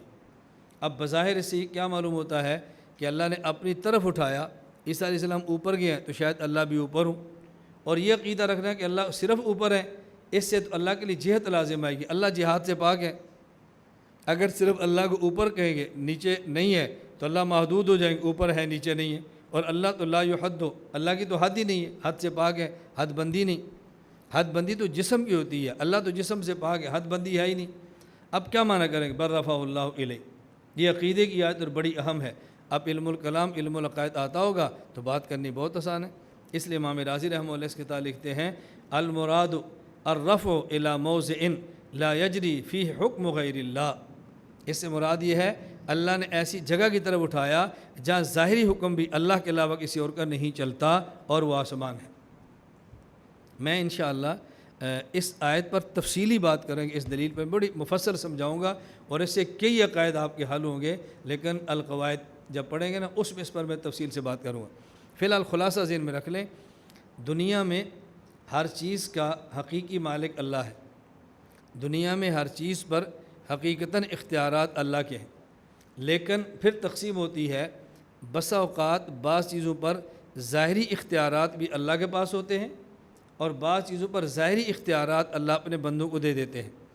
جس پر حقیقی اختیارات بھی اللہ کے ہوں، ظاہری اختیارات بھی اللہ کے ہوں، اس چیز کی نسبت اللہ کی طرف ہوتی ہے، اور جہاں حقیقی اختیارات اللہ کے ہوں اور ظاہری اختیارات اللہ بندے کو دے دیں، اس کی نسبت بندے کی طرف ہوتی ہے۔ اب دیکھو زمین اور آسمان دونوں میں فرق کیا ہے؟ زمین میں حقیقی اختیارات اللہ کے ہیں، لیکن ظاہری اختیارات اللہ نے ہمیں دیے ہیں۔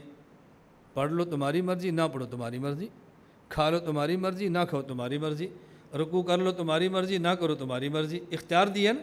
حالانکہ حقیقی اختیار تو اللہ کے پاس ہے، لیکن آسمان میں رہنے والی مخلوق ملائکہ وہاں یہ نہیں ہے، وہاں لا یعصون اللہ ما امرهم ویفعلون ما یؤمرون، وہاں ظاہری اختیارات بھی ختم ہیں۔ اب المراد الرفع الی موضع، اس سے مراد ایسی جگہ ہے لا یجری فی حکم غیر اللہ، جس میں ظاہری اختیارات بھی اللہ کے علاوہ بندوں کے ختم ہو جاتے ہیں، اللہ نے وہاں اٹھایا، اور وہ جگہ زمین نہیں ہے بلکہ وہ جگہ آسمان ہے۔ اب اتنی سی بات کو سمجھانے کے لیے علم عقائد کا کتنا علم چاہیے، کتنا دماغ چاہیے، تو پھر یہ بندہ آیت سمجھاتا ہے، ورنہ اسی ایسے لوگ استدلال کریں گے اللہ نے اپنی طرف اٹھایا، اوپر اٹھایا، لہذا اللہ بھی اوپر ہے، یہ نظر نہیں آتا، اس کی آڑ میں ہم نے اور کتنے عقائد اپنے برباد کر دی، تو لوگ سمجھیں گے قرآن تو ٹھیک ہے، یہی لکھا اپنی طرف اٹھایا، غلط پروفیسر صاحب، ڈاکٹر صاحب غلط بات تو نہیں فرما رہے۔ اس لیے تفسیر کرنے کے لیے ایک نواں علم، علم عقائد 9 نمبر یہ ضروری ہے۔ نمبر 10 اصول فقہ، علم تفسیر کے لیے اصول میں فقہ بھی بہت ضروری ہے۔ قرآن کریم میں ہے وَقَضَىٰ رَبُّكَ أَلَّا تَعْبُدُوا إِلَّا إِيَّاهُ وَبِالْوَالِدَيْنِ إِحْسَانًا إِمَّا يَبْلُغَنَّ عِندَكَ الْكِبَرَ أَحَدُهُمَا أَوْ كِلَاهُمَا فَلَا تَقُل لَّهُمَا أُفٍّ وَلَا تَنْهَرْهُمَا، والدین کو ڈانٹنا نہیں ہے، اف نہیں کہنا۔ اب کوئی بندہ کہے جی میں نے تو والد صاحب کو گالی دی ہے، میں نے ڈانٹا تو نہیں، میں نے جوتا مارا ہے، میں نے ڈانٹا تو نہیں، میں نے ان کی جیب سے پیسے نکالے ہیں، میں نے اور تو کچھ نہیں کہا۔ ابا جی نے کہا مجھے شہر لے جاؤ، میں نہیں لے کر گیا، میں تو بڑے ادب سے کہا ابا جی میں نہیں لے جا سکتا، میں نے تو اف بھی نہیں کہا، میں تو ڈانٹا میں نہیں لے جا سکتا، آئی ایم بزی، مصروف آدمی ہوں، کسی اور کو لے لے، میں تو بڑے ادب سے کہا۔ اب دیکھو یہ غلط کیوں ہے؟ اصول فقہ معلوم ہوتے تو یہ تفسیر کبھی نہ کرتا۔ اصول فقہ معلوم ہوتے لا تقل لهما اف، اس سے مراد کیا ہے؟ اف بھی کہو گے تو باپ کو تکلیف ہوتی ہے، تو جب اف کہنے سے تکلیف ہوتی ہے اور تمہارے مارنے سے تو بہت تکلیف ہوگی، اف کہنے کی گنجائش نہیں تو مارنے کی گنجائش کیسی ہوگی؟ اب یہ اصول فقہ بندے کو سمجھائیں گا نا، استدلال کرنا ہے کہ ویسے بندہ کیسے سمجھ سکتا ہے؟ اصول فقہ معلوم۔ نمبر 11 اسباب نزول معلوم، کہ یہ جو قرآن کریم کی آیت اور صورت نازل ہوئی اس کا شان نزول کیا ہے، یہ کس بیک گراؤنڈ میں نازل، اگر یہ معلوم نہیں ہوگی تو پھر قرآن کریم کی تفسیر غلط ہو جائے گی۔ کوئی بندہ آپ سے کہتا ہے کہ بھائی قبلے کی طرف منہ کرنا شرط نہیں ہے، اگر قرآن میں قبلے کی بات بھی کی ہے تو قبلے کے علاوہ بھی بات کی ہے، وَلِلَّهِ الْمَشْرِقُ وَالْمَغْرِبُ فَأَيْنَمَا تُوَلُّوا فَثَمَّ وَجْهُ اللَّهِ، اللہ کہتے ہیں مشرق بھی میرا ہے، مغرب بھی میرا ہے، جدھر تمہارا دل کرتا ہے منہ کرو، تم جدھر بھی کرو گے میری سلطنت ہے۔ تو اللہ کوئی کعبہ میں رہتے ہیں، کوئی اللہ کے گھر ہے، کوئی خدا وہاں رہتے ہیں، کیسی بات کرتے ہو تم؟ دیکھو قرآن کیا کہہ رہا ہے، اور مولوی نے تنگ کیا بھی جہاں بھی ہو کعبہ کی طرف ہی منہ کرنا ہے۔ اب دیکھو وہ تو بیچارہ قرآن کی آیت پڑھ رہا ہے اور کتنے اخلاص سے پڑھ رہا ہے، غلطی کیا ہوئی؟ یہ نہیں پتہ یہ آیت کس موقع پر نازل ہوئی تھی، کس موقع پر نازل ہوئی۔ مکہ مکرمہ سے مدینہ منورہ رسول اکرم صلی اللہ علیہ وسلم تشریف لائے تو حکم آیا کہ آپ قبلہ بیت المقدس کو بناؤ۔ یہ امتحان تھا اور صحابہ کے لیے بڑا مشکل تھا، بہت مشکل تھا صحابہ کرام کے لیے، جن سے جنگ ہے ان کا قبلہ مان لیں، ہمارے آباء و اجداد نے کعبہ کو قبلہ بنائے اور ہم اس کو چھوڑ دیں، اور دشمن کیا کہے گا، آئے ہو نا ہماری طرف، ہمارا قبلہ مانا، باقی چیزیں بڑی جلدی مان جائیں گے۔ اب سمجھ آنی شروع ہو گئی ہے ان کو، کتنا مشکل تھا، مان لیا، لیکن خواہش یہ تھی کہ قبلہ بیت المقدس نہیں کعبہ ہونا چاہیے۔ اللہ نے جب پھر حکم تبدیل ہوا، اب یہودیوں نے مذاق اڑایا، کل کعبہ بیت المقدس تھا، آج کعبہ قبلہ بن گیا، یہ کعبہ بن گیا، کل قبلہ بیت المقدس تھا، اب یہ کیا تماشا ہے، کبھی ادھر کبھی ادھر۔ فرمایا وَلِلَّهِ الْمَشْرِقُ وَالْمَغْرِبُ، یہ ایسی باتیں مت کرو، مشرق بھی ہمارا ہے، مغرب بھی ہمارا ہے، فَإِنَّمَا تُوَلُّوا فَثَمَّ وَجْهُ اللَّهِ، ہم جدھر حکم دیں ادھر منہ کرو، اور تم جدھر بھی منہ کرو گے ہم ادھر موجود ہیں، ہم ایک سمت میں نہیں ہیں۔ اب یہ اسباب نزول سمجھ آئیں گے تو آج سمجھ بہت آسان ہے۔ ورنہ معنی غلط ہو جائے گا۔ نمبر 12 ناسخ اور منسوخ۔ یہ معلوم ہونا ضروری ہے قرآن کریم کی کون سی آیات منسوخ پہلے دور کی ہے جس کا حکم ختم ہو گیا، کون سی آیت ناسخ بعد کے دور کی ہے جس کا حکم باقی ہے۔ بس اوقات ایک قسم کے دو حکم ہوں گے، ایک قسم کے مسئلہ ایک ہوگا، حکم دو ہوں گے۔ خامد فوت ہو جائے، عورت کی عدت کیا ہے؟ اب قرآن کریم اس پر آیتیں دو ہیں، والذین یتوفون منکم ویذرون ازواجا یتربصن بانفسہن اربعۃ اشہر وعشرہ۔ توجہ رکھنا، سورۃ البقرہ آیت نمبر 234۔ خامد فوت ہو گیا، عدت 4 ماہ اور 10 دن ہے۔ والذین یتوفون منکم ویذرون ازواجا وصیۃ لازواجہم متاعا الی الحول غیر اخراج۔ خامد فوت ہو گیا، عورت کو 1 سال تک گھر سے نہیں نکلنا چاہیے اور یہ وصیت کرو کہ مت نکلے، سورۃ البقرہ آیت نمبر 240۔ بات ایک ہی ہے کہ خامد فوت ہو گیا، عورت کی عدت کیا ہو۔ ایک آیت سے پتہ چلا 1 سال اور دوسری سے پتہ چلا 4 ماہ 10 دن۔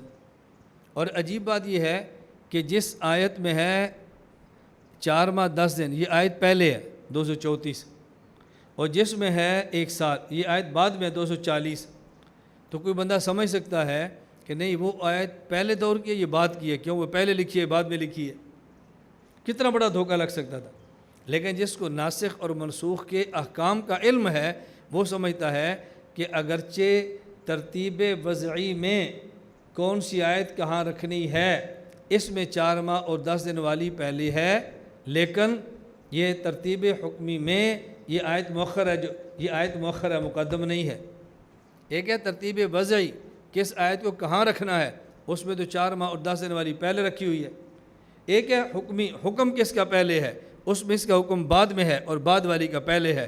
لیکن یہ وہ بات کرے گا کہ جس کو ناسخ و منسوخ کا علم ہے، ورنہ تو لکھی ہوئی آیت کو دیکھ کر دھوکہ کھا سکتا ہے کہ جو آیت پہلے لکھی ہے یہ پہلے ہوگی، جو بعد میں لکھی ہے بعد کے اندر ہوگی۔ تو علم ناسخ اور منسوخ ضروری ہے۔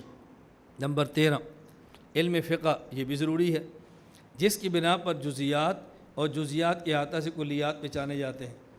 یہ بات سمجھنے سے پہلے فقہ کی تعریف سمجھ لیں جو سب سے آسان ہے۔ فقہ کسے کہتے ہیں؟ قرآن، حدیث، اجماع، قیاس سے ثابت شدہ مسائل کا نام فقہ ہے۔ یہ آج تعریف آپ نے پہلی بار پڑھی ہوگی، پڑھی تو نہیں، پہلی بار سنی ہوگی۔ قرآن، سنت، اجماع اور قیاس سے ثابت شدہ مسائل کا نام فقہ ہے۔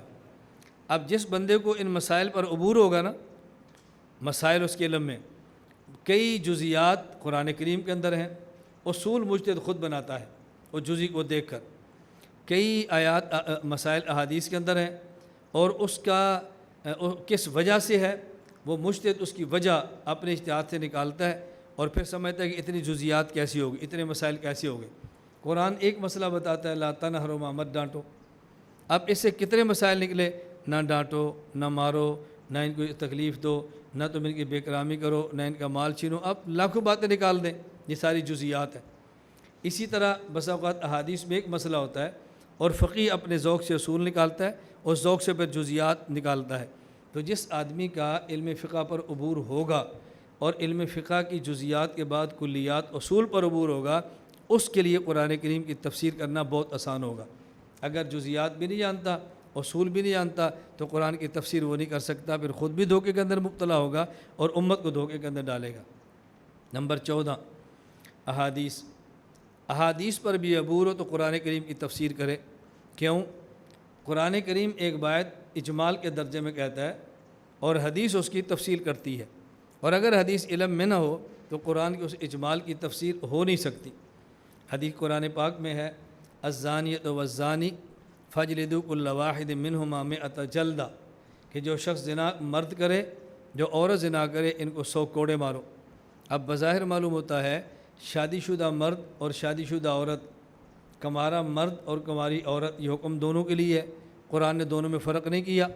لیکن جب ہم نے احادیث کو دیکھا تو صحیح بخاری باب شہادت القاذف والسارق والزانی، زید بن خالد رضی اللہ عنہ فرماتے ہیں کہ رسول اکرم صلی اللہ علیہ وسلم حکم دیا، امر فی من زنا ولم یحسن بجلد 100 وتغریب عام، کہ شادی اگر کنوارا آدمی زنا کرے اس کو 100 کوڑے مارو، کمارا آدمی اس کو 100 کوڑے مارو۔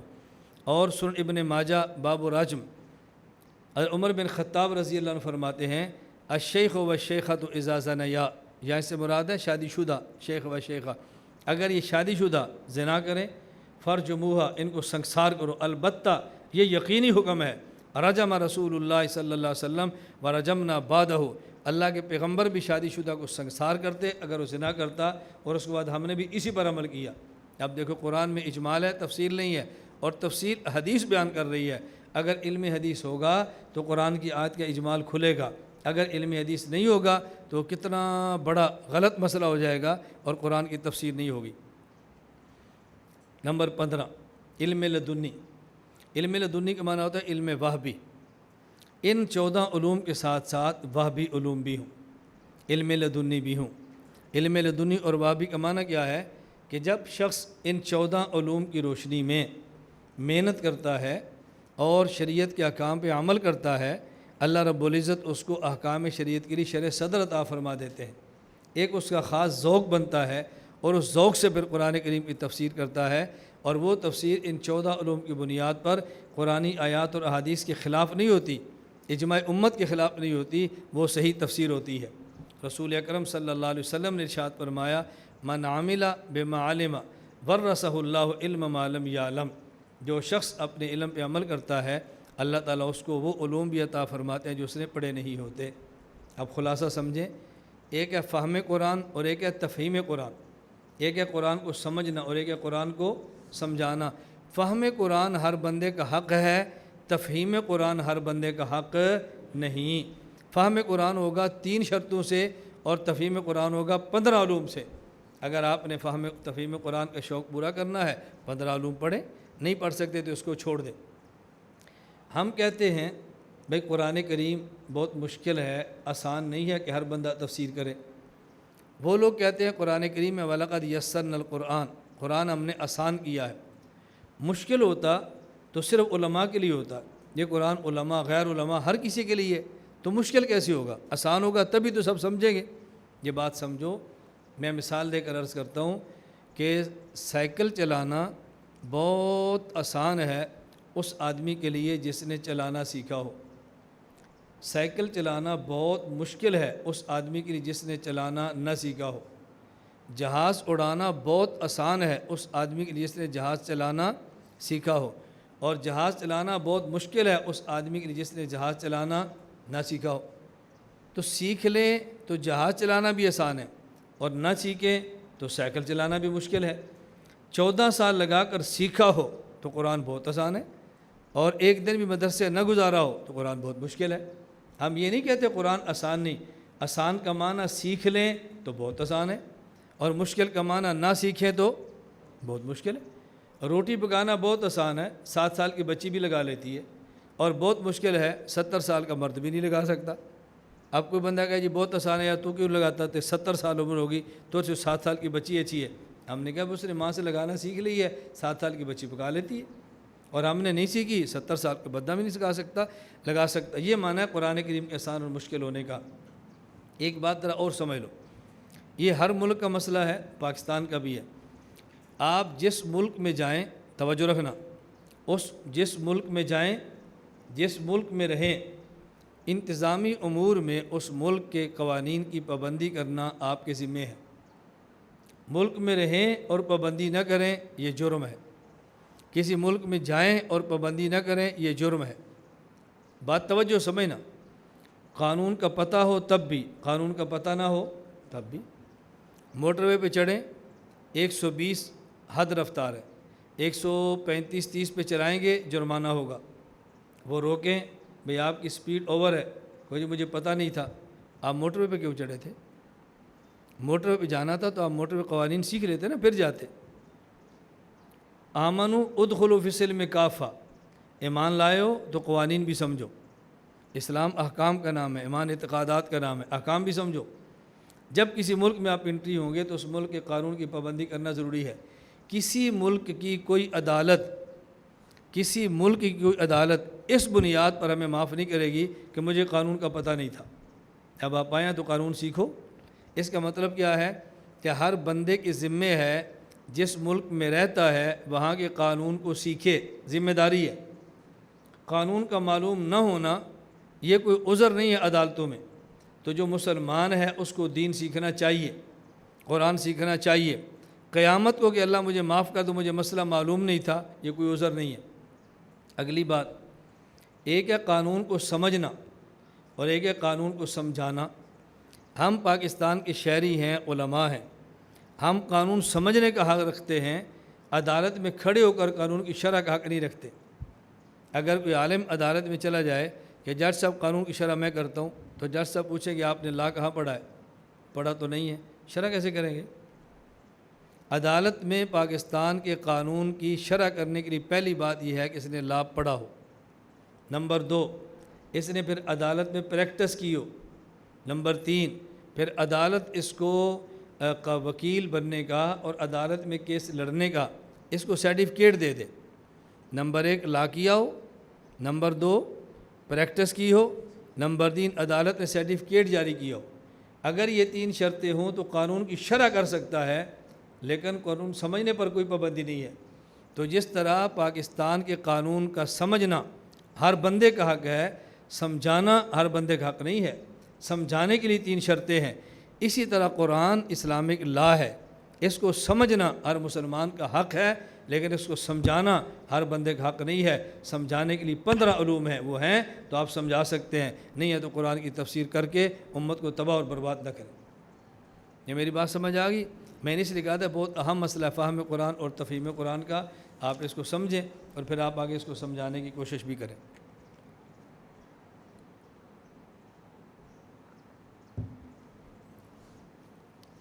مقدمہ ختم ہوا، اب پہلا حصہ۔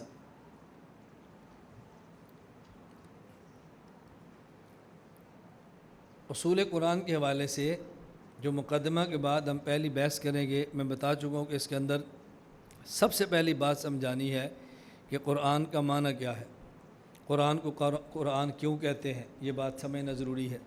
قرآن کریم کے نام کتنے ہیں، یہ سب باتیں سمجھیں۔ نمبر 1، قرآن کریم کا معنی کیا ہے؟ القرآن المنزل علی الرسول علیہ السلام المکتوب فی المصاحف المنقول عنہ نقلا متواترا بلا شبہۃ۔ نور الانوار شیخ احمد المعروف ملا جیون رحمہ اللہ تعالی نے تعریف کی ہے۔ قرآن اسے کہتے ہیں نمبر 1 المنزل، تھوڑا تھوڑا کر کے نازل ہوا ہو، تورات انجیل زبور ختم ہو گئے۔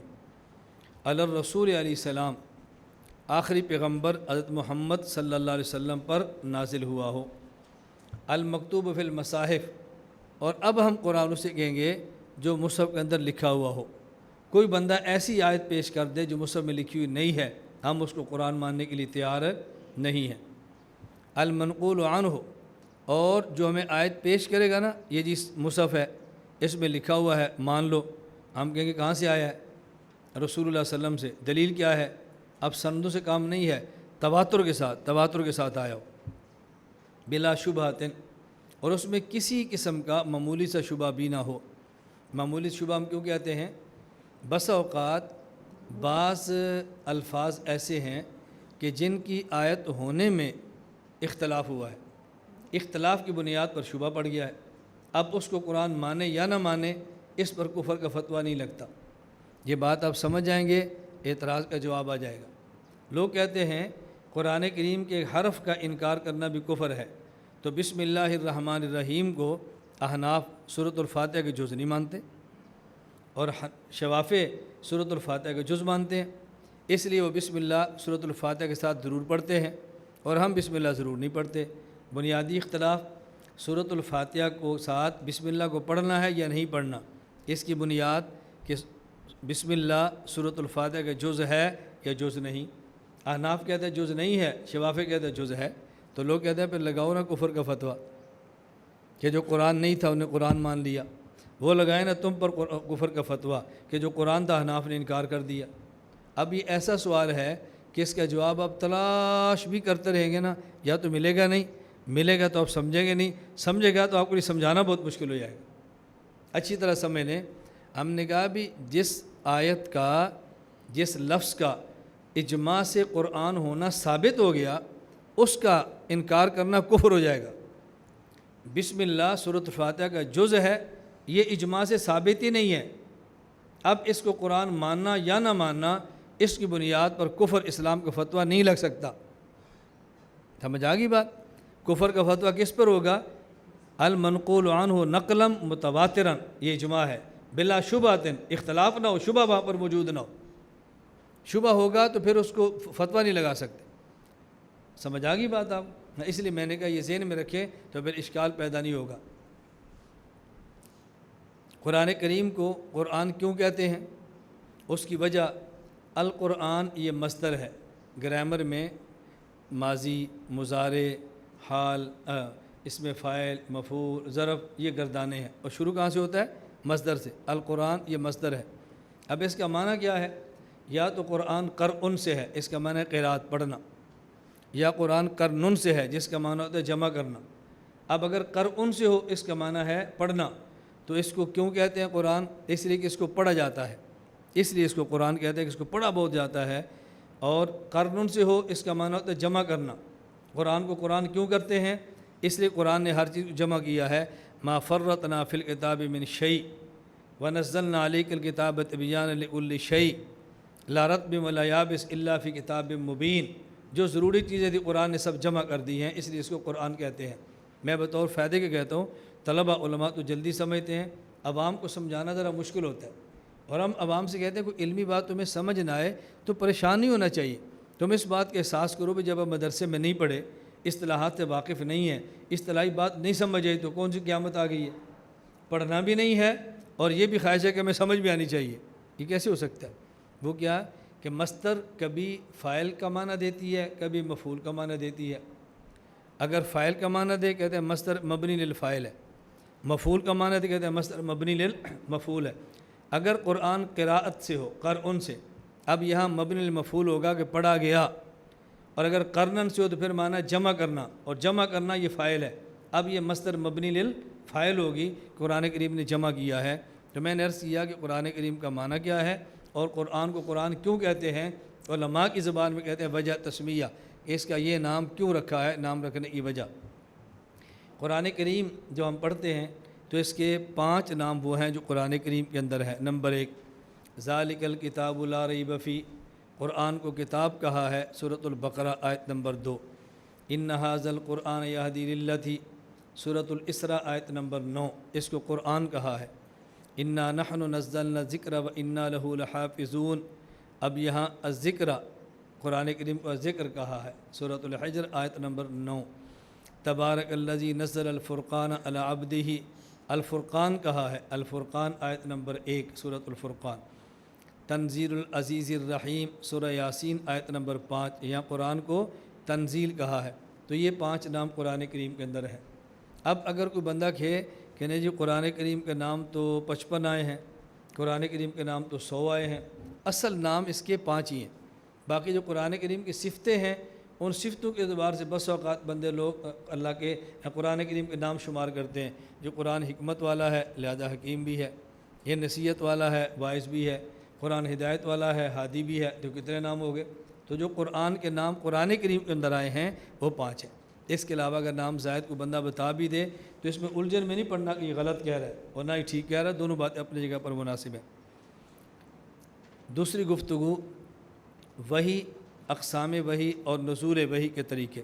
نمبر 1 وحی۔ وحی کا معنی شیخ منا الخلیل نے لکھا، شیخ منا خلیل القطان نے، الاشارۃ السریہ، اس کا معنی ہوتا ہے کوئی اشارہ کرنا، تیزی سے اشارہ، تیزی سے وہ اشارہ۔ وقد یکون بالکلام علی سبیل رمز و تعریض، کبھی اشارہ کیا جاتا ہے رمز و کنایہ سے۔ وقد یکون بصوت مجرد، کبھی ایسی آواز نکالتا ہے جس کا جو بے معنی سے مراد معنی ہوتا ہے لیکن عام بندہ وہ معنی نہیں سمجھتا، یہ معنی یہ نہیں کہ معنی ہی نہیں ہے، معنی ہوتا ہے، عام بندہ اس کو نہیں سمجھتا۔ اب اشارت بعض الجوارح، اور کبھی اشارہ انگلی سے کرتے ہیں، بندہ سمجھتا اس نے کیا کہا۔ تو وحی کا خلاصہ ہے لغوی معنی اشارہ کرنا ہے، مخفی سا اشارہ کرنا ہے، اس کی پھر صورتیں کئی ہیں، یہ اس کا وحی کا لغوی معنی۔ اور وحی کا اصطلاحی معنی کیا ہے؟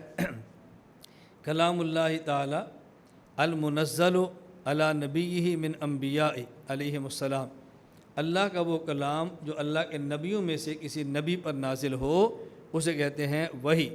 ایک وحی کا لغوی معنی اور ایک وحی کا اصطلاحی معنی۔ لغتاً کا معنی عربی زبان میں وحی کا معنی صرف اللہ کا کلام نہیں ہے۔ عربی زبان میں تو وحی ہر اشارے کو کہہ دیں گے، ہر خفیہ اشارے کو کہہ دیں گے، لیکن شریعت میں وحی سے مراد وہ خاص کلام ہوگا جو اللہ کے نبیوں میں سے کسی نبی پر نازل ہو۔ یہ بات ذہن نشین فرمائیں۔ یہ بات ہم نے کیوں کی؟ بس اوقات قرآن کریم وحی کا لفظ استعمال کرے گا، لیکن اس وحی سے مراد وحی شرعی نہیں ہوگی، اس سے مراد وحی لغوی ہوگی۔ وحی لغویوں کو لے کر وحی شرعی کے اندر کبھی بھی تبدیلی نہ کریں۔ مثلا شیطان وسوسہ ڈالتا ہے، اس کے لیے قرآن کریم میں لفظ استعمال کیا وَإِنَّ الشَّيَاطِينَ لَيُوحُونَ إِلَىٰ أَوْلِيَائِهِمْ لِيُجَادِلُوكُمْ، سورۃ الانعام آیت نمبر 121، کہ جو شیطان کے دوست ہیں کافر، شیطان ان کے دلوں میں خیالات ڈالتا ہے اور تاکہ وہ تم سے ان خیالات کی بنیاد پہ جھگڑے کریں۔ وسوسے وہ ڈالتا ہے، اظہار یہ کرتے ہیں، تو شیطانی وساوس کا نام وحی رکھا۔ یہ وحی شرعی نہیں ہے، وحی اصطلاحی نہیں، بلکہ وحی لغوی ہے۔ نمبر 2، قرآن کریم میں اذ یوحیٰ ربک الی الملائکہ انی معکم فثبتوا الذین آمنوا، سورۃ الانفال آیت نمبر 12، اللہ رب العزت نے ملائکہ سے فرمایا کہ دیکھو میں تمہارے ساتھ ہوں، مسلمانوں کو ثابت قدم کرو، ان کے ساتھ مل کر جہاد کرو۔ یہاں اب ملائکہ کو جو اللہ نے گفتگو فرمائی اس کے لیے لفظ وحی استعمال کیا، اس سے یہ نہ سمجھے کہ ملائکہ نبی بن گئے ہیں، یہ وحی لغوی ہے۔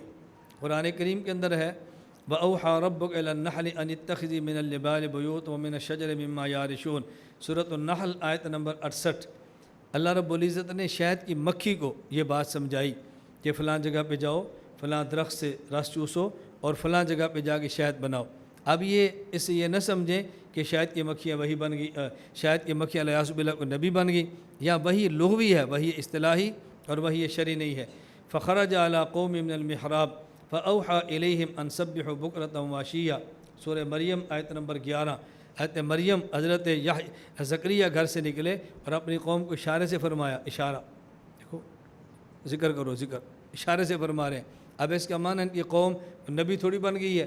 حضرت زکریا کا اپنی قوم کو اشارہ کرنا، اس پر وحی کا لفظ استعمال کرنا، یہ وحی لغوی ہے، وحی شرعی اور اصطلاحی نہیں ہے۔ قرآن کریم میں ہے وَأَوْحَيْنَا إِلَىٰ أُمِّ مُوسَىٰ أَنْ أَرْضِعِيهِ، سورۃ القصص آیت نمبر 7۔ حضرت موسیٰ کی والدہ کو اللہ نے فرمایا، دل میں خیال ڈالا کہ اپنے بچے کو صندوق میں ڈالو اور سمندر کے سپرد کر دو۔ حضرت موسیٰ نبی ہیں، ان کی والدہ نبی نہیں ہے، لیکن جو اللہ نے ان کے دل میں بات ڈالی اس کو وحی فرمایا، یہ وحی لغوی یا وحی شرعی ہرگز نہیں ہے۔ دیکھو آپ طلباء اور علماء ہیں، نے میری بات بڑی توجہ سمجھو، اور مجھے اس بات پر بے حد تعجب ہے، میں اس لیے بڑے درد کے ساتھ یہ بات آپ کی خدمت میں پیش کر رہا ہوں۔ وحی کی باری آئی، آپ نے تقسیم کر لیا، وحی لغوی اور وحی شرعی اصطلاحی، اور جہاں قرآن میں لغوی طور پر وحی کا استعمال ہوا اس کی بنیاد پر وحی شرعی کے معنی کو بدل نہیں سکتے۔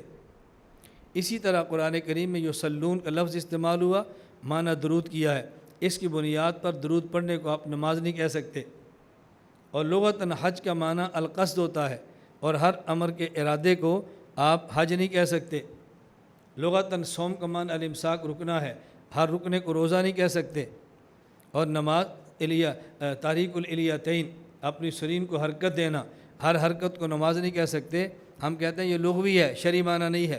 توجہ رکھنا، میں یہ درد سے بات اس لیے سمجھاتا ہوں، ایک جہاد ایسی چیز ہے کہ جس پر ہم نے تھوڑے چلا دیے اور ہم نے چھریوں سے لفظ جہاد کے معنی کو ذبح کر کے رکھ دیا ہے۔ جس کو بولو وہی بات کہتا ہے، جہاد کا معنی قتال نہیں ہے، ہر مشقت والے کام کو جہاد کہتے ہیں۔ کیوں؟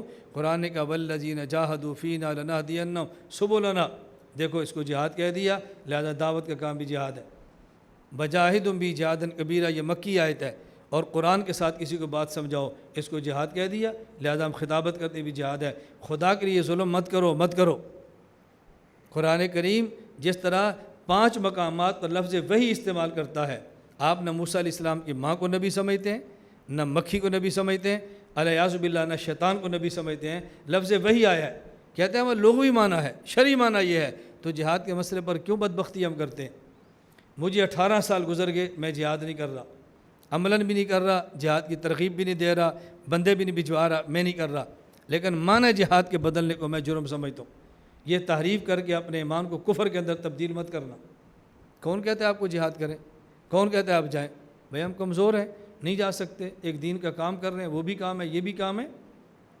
ہم بیٹھ کے پڑھاتے ہیں، اس کا نام تدریس ہے۔ جلسے کرتے ہیں، اس کا نام واعظ اور دعوت ہے۔ دشمن سے دلائل کی جنگ لڑتے ہیں، اس کا نام مناظرہ اور مجادلہ ہے۔ اب کیوں اس کو جہاد کہیں؟ ہم گشت کرتے ہیں، دین کا کام، اس کا نام دعوت ہے، تبلیغ ہے، جہاد کیوں اس کو کہیں ہم؟ آیات جہاد میں تعریف کرنا کفر ہے، ایمان کی آڑ میں کہ کفر کا ارتکاب نہ کرنا۔ میں بڑے درد دل سے آپ کی خدمت میں عرض کر رہا ہوں، گزارش سمجھ آ رہی ہے؟ آپ علماء و طلباء ہیں، ان باتوں کو سمجھو۔ ایک جہاد رہ گیا کہ جی وہاں لفظ استعمال تو ہوا ہے، استعمال تو ہوا ہے، استعمال تو ہوا ہے، یہ کیا ہوا؟ والدین کی خدمت کرنا جہاد ہے۔ کیوں؟ اللہ کے نبی نے فرمایا فجاہد فیہما، یمن سے صحابی ہے، کہا میں نے جہاد پہ جانا ہے، ماں زندہ ہے، اس کی خدمت کر، یہی تیرا جہاد ہے۔ ماں کی خدمت جہاد ہے تو بیوی خدمت کو بھی جہاد کہو نا۔ جنگ بدر میں عثمان غنی شریک ہونا چاہتے تھے، حضور میری بیوی بیمار ہے جو آپ کی بیٹی ہے، فرمایا انہی کے پاس تیمارداری میں رہو۔ حضرت عثمان کو بدری شمار کیا، بدر کے مال غنیمت میں سے حصہ دیا ہے، تو پھر کہو بیوی کی خدمت بھی جہاد ہے، صرف ماں کی خدمت کو جہاد کیوں کہتے ہو؟ ماں کی خدمت کا جہاد ہونا سمجھ آ گیا، فجاہد فیہما۔ بیوی کی خدمت تمہیں جہاد سمجھ نہیں آئی، جبکہ اللہ کے نبی نے عثمان کو بدری شمار کیا ہے، بدر کے مال غنیمت میں حصہ دیا، پھر بھی ہم کہتے ہیں جہاد ہے۔ میری گزارش سمجھ آ رہی ہے آپ؟ میں نے اس لیے گزارش کی ہے، مرکز میں رہ پر آپ کچھ نہ پڑھو، کچھ سمجھو، اپنی طبیعت ثانیہ دین کو بنا لو۔ اللہ کی قسم میں خوش ہوں گا آپ نے تخصص کر لیے، آپ عالم ہو، فقیہ ہو، تمہارا آیات اور اپنے آپ کو بچانے کے لیے کیوں مسئلے غلط بیان کرتے ہو؟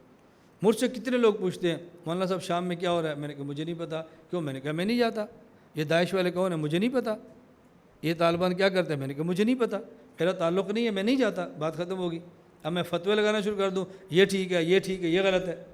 ہاں یہ بات طے شدہ ہے، پاکستان میں ہونے والے قتل و قتال کو میں جرم سمجھتا ہوں، وہ کوئی بھی کرے، وہ کوئی بھی کرے، میں اس کو جرم سمجھتا ہوں، میں اس کے حق میں نہیں ہوں۔ یہ بہت بڑا جرم ہے۔ جس درخت کا پھل کھائیں اس درخت کو کاٹا نہیں کرتے، اوپر سے کھل کھا رہے ہیں، اندر سے کاٹ رہے ہیں۔ میں بہت دنیا کے ملکوں میں گھوما ہوں، خدا گواہ ہے پاکستان جیسی نعمت تمہیں دنیا میں کہیں نہیں ملے گی۔ اللہ کے لیے اس نعمت کی قدر کرو، خدا کے لیے اس کی قدر کرو، اور جتنا دین کا کام ہو رہا ہے نا اس کو کافی سمجھو۔ پوری امت کا آج مرجع پاکستان ہے، علم کی دنیا میں اور عمل کی دنیا میں، پوری دنیا کا مرجع پاکستان ہے۔ یہ چھوٹی چھوٹی ہم غلطیاں کر بیٹھتے ہیں جذبات میں آ کر، اور پھر بعد میں بھگتنی بہت مشکل ہوتی ہے۔ اس لیے میں آپ کی خدمت میں عرض کر رہا ہوں، پاکستان میں ہونے والی لڑائی سے میں منع بھی کرتا ہوں، میں اس کو جہاد بھی نہیں سمجھتا، اس کو نقصان سمجھتا ہوں، اس پر جس کا چاہے مجھے دلائل سے قائل کرے، لیکن آیات جہاد میں تعریف کو کفر بھی سمجھتا ہوں۔ اس کا معنی ہے کہ میں آیات کے اندر تعریف کر دوں۔ میری گزارش سمجھ آ رہی ہے؟ سمجھ آ رہی بات آپ کو؟ آپ صبح اٹھے تہجد نہیں پڑھ سکے، استاد جی میں رات مطالعہ کیا، مطالعہ تہجد سے افضل ہے، آپ کیسی بات کرتے ہیں؟ چل کیا سبحان اللہ! اور بھائی آپ کا تہجد ہی مطالعے کے لیے مفید ہوگا، آپ کا تہجد علم کے لیے مفید ہوگا، آپ اس کو کر کے دیکھو پھر دیکھنا کیسے ہوتے ہیں۔ میں مدرسے کا نام لیتا، ہم کہیں پڑھتے طالب علمی میں، ہمارے ایک استاذ تھے، بہت جید عالم تھے، بہت ذوق تھا، تو وہ فرماتے منطق کے ذہن خلاف تھے، تو انہوں نے فرمایا کہ دیکھو ہم نے منطق نہیں پڑھا، لیکن ہدایت میں کون سا کیل ہے جو ہم سے نہیں نکلتا؟ نہیں پڑھا، پڑھی تھی، یہ نہیں کہ نہیں پڑھی، لیکن ایسے جیسے منطقی ہوتا ہے نا، تو وہ ذہن سازی کرتے تھے کہ منطق کی ضرورت نہیں ہے، تو نہیں پڑھا، ہم تو پھر ہی بیان کر لیتے ہیں، منطق پڑھیں گے پھر کیا ہوگا۔ اگلے گھنٹے میں ایک اور ہمارے استاد ہے، وہ بڑے تھے اور منطق کے قائل تھے، تقوی میں بڑے تھے، علم میں بڑے تھے، منصب میں بھی بڑے تھے، اور عمر میں بھی بڑے تھے نا۔ تو ہم نے خدمت میں عرض کیا کہ استاد جی آج ایک استاد فرما رہے تھے کہ ہم نے منطق نہیں پڑھی، ہم ہدایت پھر بھی حل کر لیتے ہیں۔ استاد جی فرماتے ہیں پڑھی ہوتی نا اور اچھا حل کرتے۔ بہت پیارے استاد ہیں، بہت پیارے، ادھر مسلم پڑھاتے، ادھر ترغیب الاسلام پڑھاتے، اور چھوٹے بچوں کو وضو خانے پہ لے جا کر خود وضو کراتے تھے، ایسے شریک استاد۔ اور ہمارے مرکز کی یہی ترتیب ہے، انشاءاللہ 5 سال بعد دورہ حدیث شروع ہو جانا انشاءاللہ، ہم نے اب شروع کر دیا، درجہ رابعہ پر پہنچ گئے ہیں۔ یہ پر پھر کہ میں آپ کو پالیسیہ میں بتاتا رہوں گا انشاءاللہ، ہم ایسے کیوں کرتے ہیں، ایسے کیوں کرتے ہیں، تو دورہ حدیث شروع ہو جائے گا۔ اور میں تمام بڑے اساتذہ سے کہتا ہوں کہ بھئی آپ حضرات بڑا سبق بھی لو اور ترغیب الاسلام بھی لو، بڑا سبق بھی لو، متوسطہ کو بھی پڑھاؤ، یہ ایسے ہی ہوتا ہے۔ کیوں؟ جب چھوٹا استاد رنگ روٹ قسم کا جو پہلے سال کا ہوتا ہے نا، اس کے والے بچہ کرو، وہ بچے کے اخلاق بگڑتے ہیں. اور بڑا استاد جو چھوٹا سبق بچے کو پڑھاتا ہے نا، اس سے بچے کی تربیت ہوتی ہے. اور مجھے پتہ ہے میری تربیت کیسی ہوئی، مجھے پتہ ہے میں کیسے بدلا ہوں. بڑوں کی وجہ سے بندہ ہمارے بہت، میں پھر کبھی انشاءاللہ تفصیل سے عرض کروں گا. مجھے اس لیے احساس ہے کہ بندہ بڑوں کو چھوٹا بدلتا کیسے ہے. اور سمجھ آ گیا لوگ بھی اصطلاحی معنی. ہاں، اس لیے کلہاڑے مت مارو، جہاد پر نہ کرو. میں بھی نہیں کر رہا، تم بھی نہ کرو. مجھے کوئی ساتھی پوچھتا نہیں کرتے، میں نے کہا نہیں کرتا. کیوں؟ میں فاسق ہوں، گناہ گار ہوں، مجرم ہوں. میں خود کو نیک نہیں کہتا، ان کو خود سے افضل نہیں کہتا، وہ ہم سے افضل ہیں. فضل اللہ المجاہدین باموالہم وانفسہم علی القاعدین درجہ.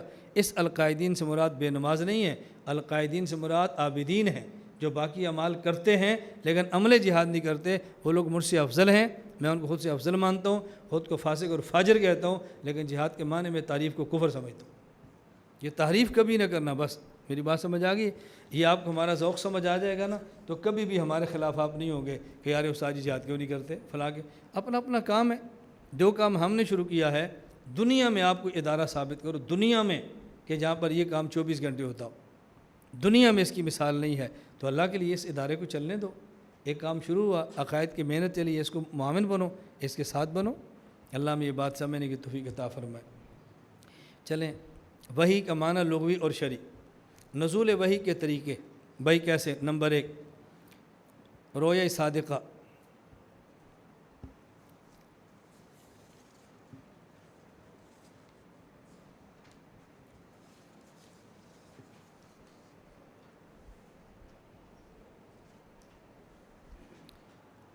نمبر 2 وحی کی قسمیں. وحی کی 2 قسمیں ہیں. نمبر 1 وحی مطلوب، نمبر 2 وحی غیر مطلوب. مطلوب تلا یتلو تلاوتاً، مطلوب یعنی وہ وحی کہ جس کی تلاوت کی جاتی ہو، اور غیر مطلوب جس کی تلاوت نہ کی جاتی ہو. آپ کہیں گے اگر قرآن کریم کی تلاوت ہوتی ہے وحی مطلوب. وحی کی 2 قسمیں پھر سمجھیں. وحی کی 2 قسمیں ہیں. نمبر 1 مطلوب، نمبر 2 غیر مطلوب. تلا یتلو تلاوتاً جس کو پڑھا جاتا ہو، تلاوت کی جاتی ہو. غیر مطلوب جس کو پڑھا نہ جاتا ہو، تلاوت نہ کی جاتی ہو. وحی مطلوب سے مراد ہے قرآن کریم. وحی غیر مطلوب سے مراد ہے حدیث پاک، حدیث شریف. ایک مطلوب غیر مطلوب. اب آپ کے ذہن میں آئے گا کہ جس طرح قرآن کریم کو پڑھا جاتا ہے، احادیث کو بھی پڑھا جاتا ہے، تلاوت اس کی بھی ہوتی ہے، تو اور حدیث تک پڑھتے ہیں. غیر مطلوب کیسی ہو گئی؟ یہاں مطلوب اور غیر مطلوب کا مطلب یہ ہے ایسی وحی کہ جس کو پڑھنے کی یوں عادت ہو، علماء غیر علماء امت کا ہر فرد اس کی تلاوت کرتا ہو. اور جب یہ کہا جائے کہ میں تلاوت کر رہا ہوں، اس سے مراد وہی وحی ہو، یہ معنی مطلوب کا.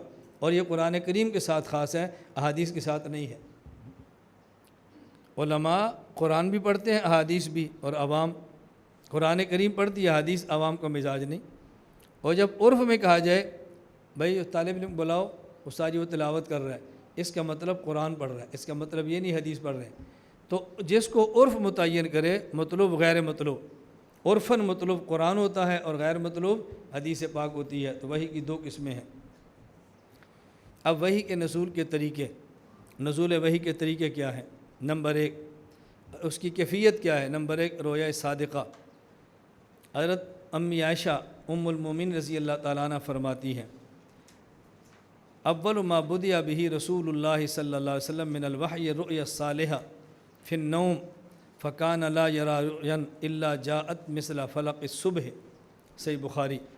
حضرت امی عائشہ رضی اللہ عنہ فرماتی ہے کہ رسول اکرم صلی اللہ علیہ وسلم پر شروع میں خوابیں آتی تھیں، اور جب آپ خواب دیکھتے تو صبح ایسے سچی ہوتی جیسے سورج کا نکلنا سچا ہے، جیسے پو پھوٹتی ہے، جیسے سورج کا نکلنا یقینی ہے، اس طرح آپ کی خواب سچی ہوتی.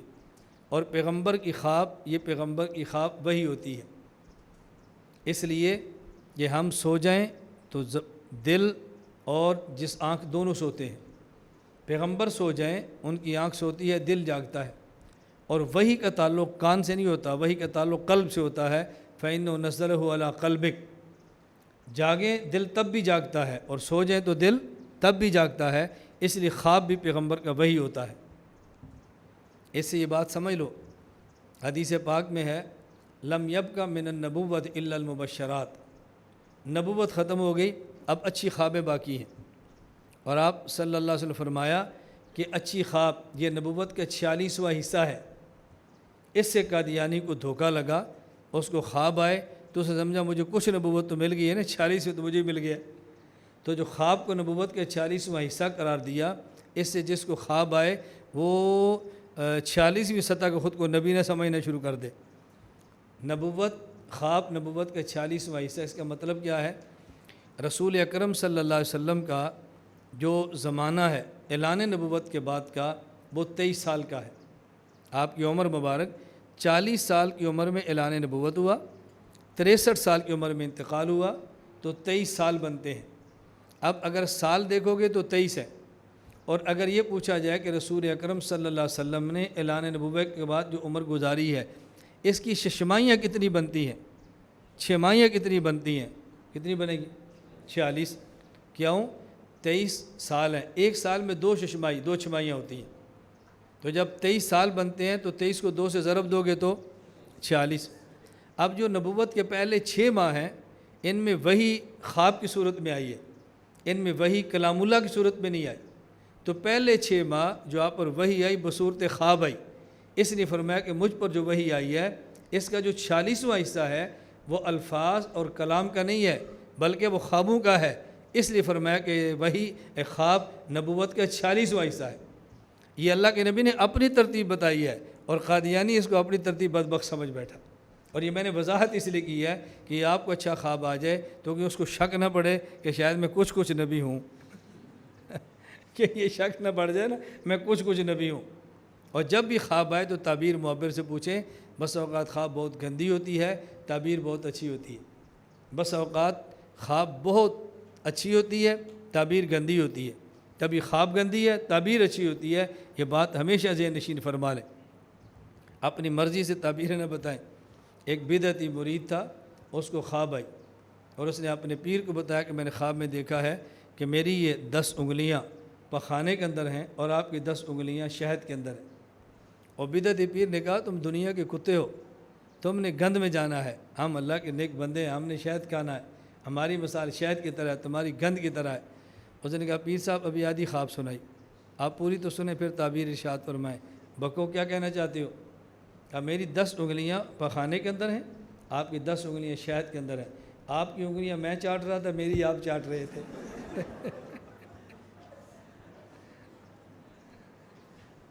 اب پیر صاحب کو ہوش آئی، بات تو اس کی ٹھیک ہے، یہ پیر کے پاس آ رہا ہے اللہ سیکھنے کے لیے جو شہد ہے، اور پیر اس کے گھر جا رہا ہے مرغ کھانے کے لیے جو غلاظت ہے۔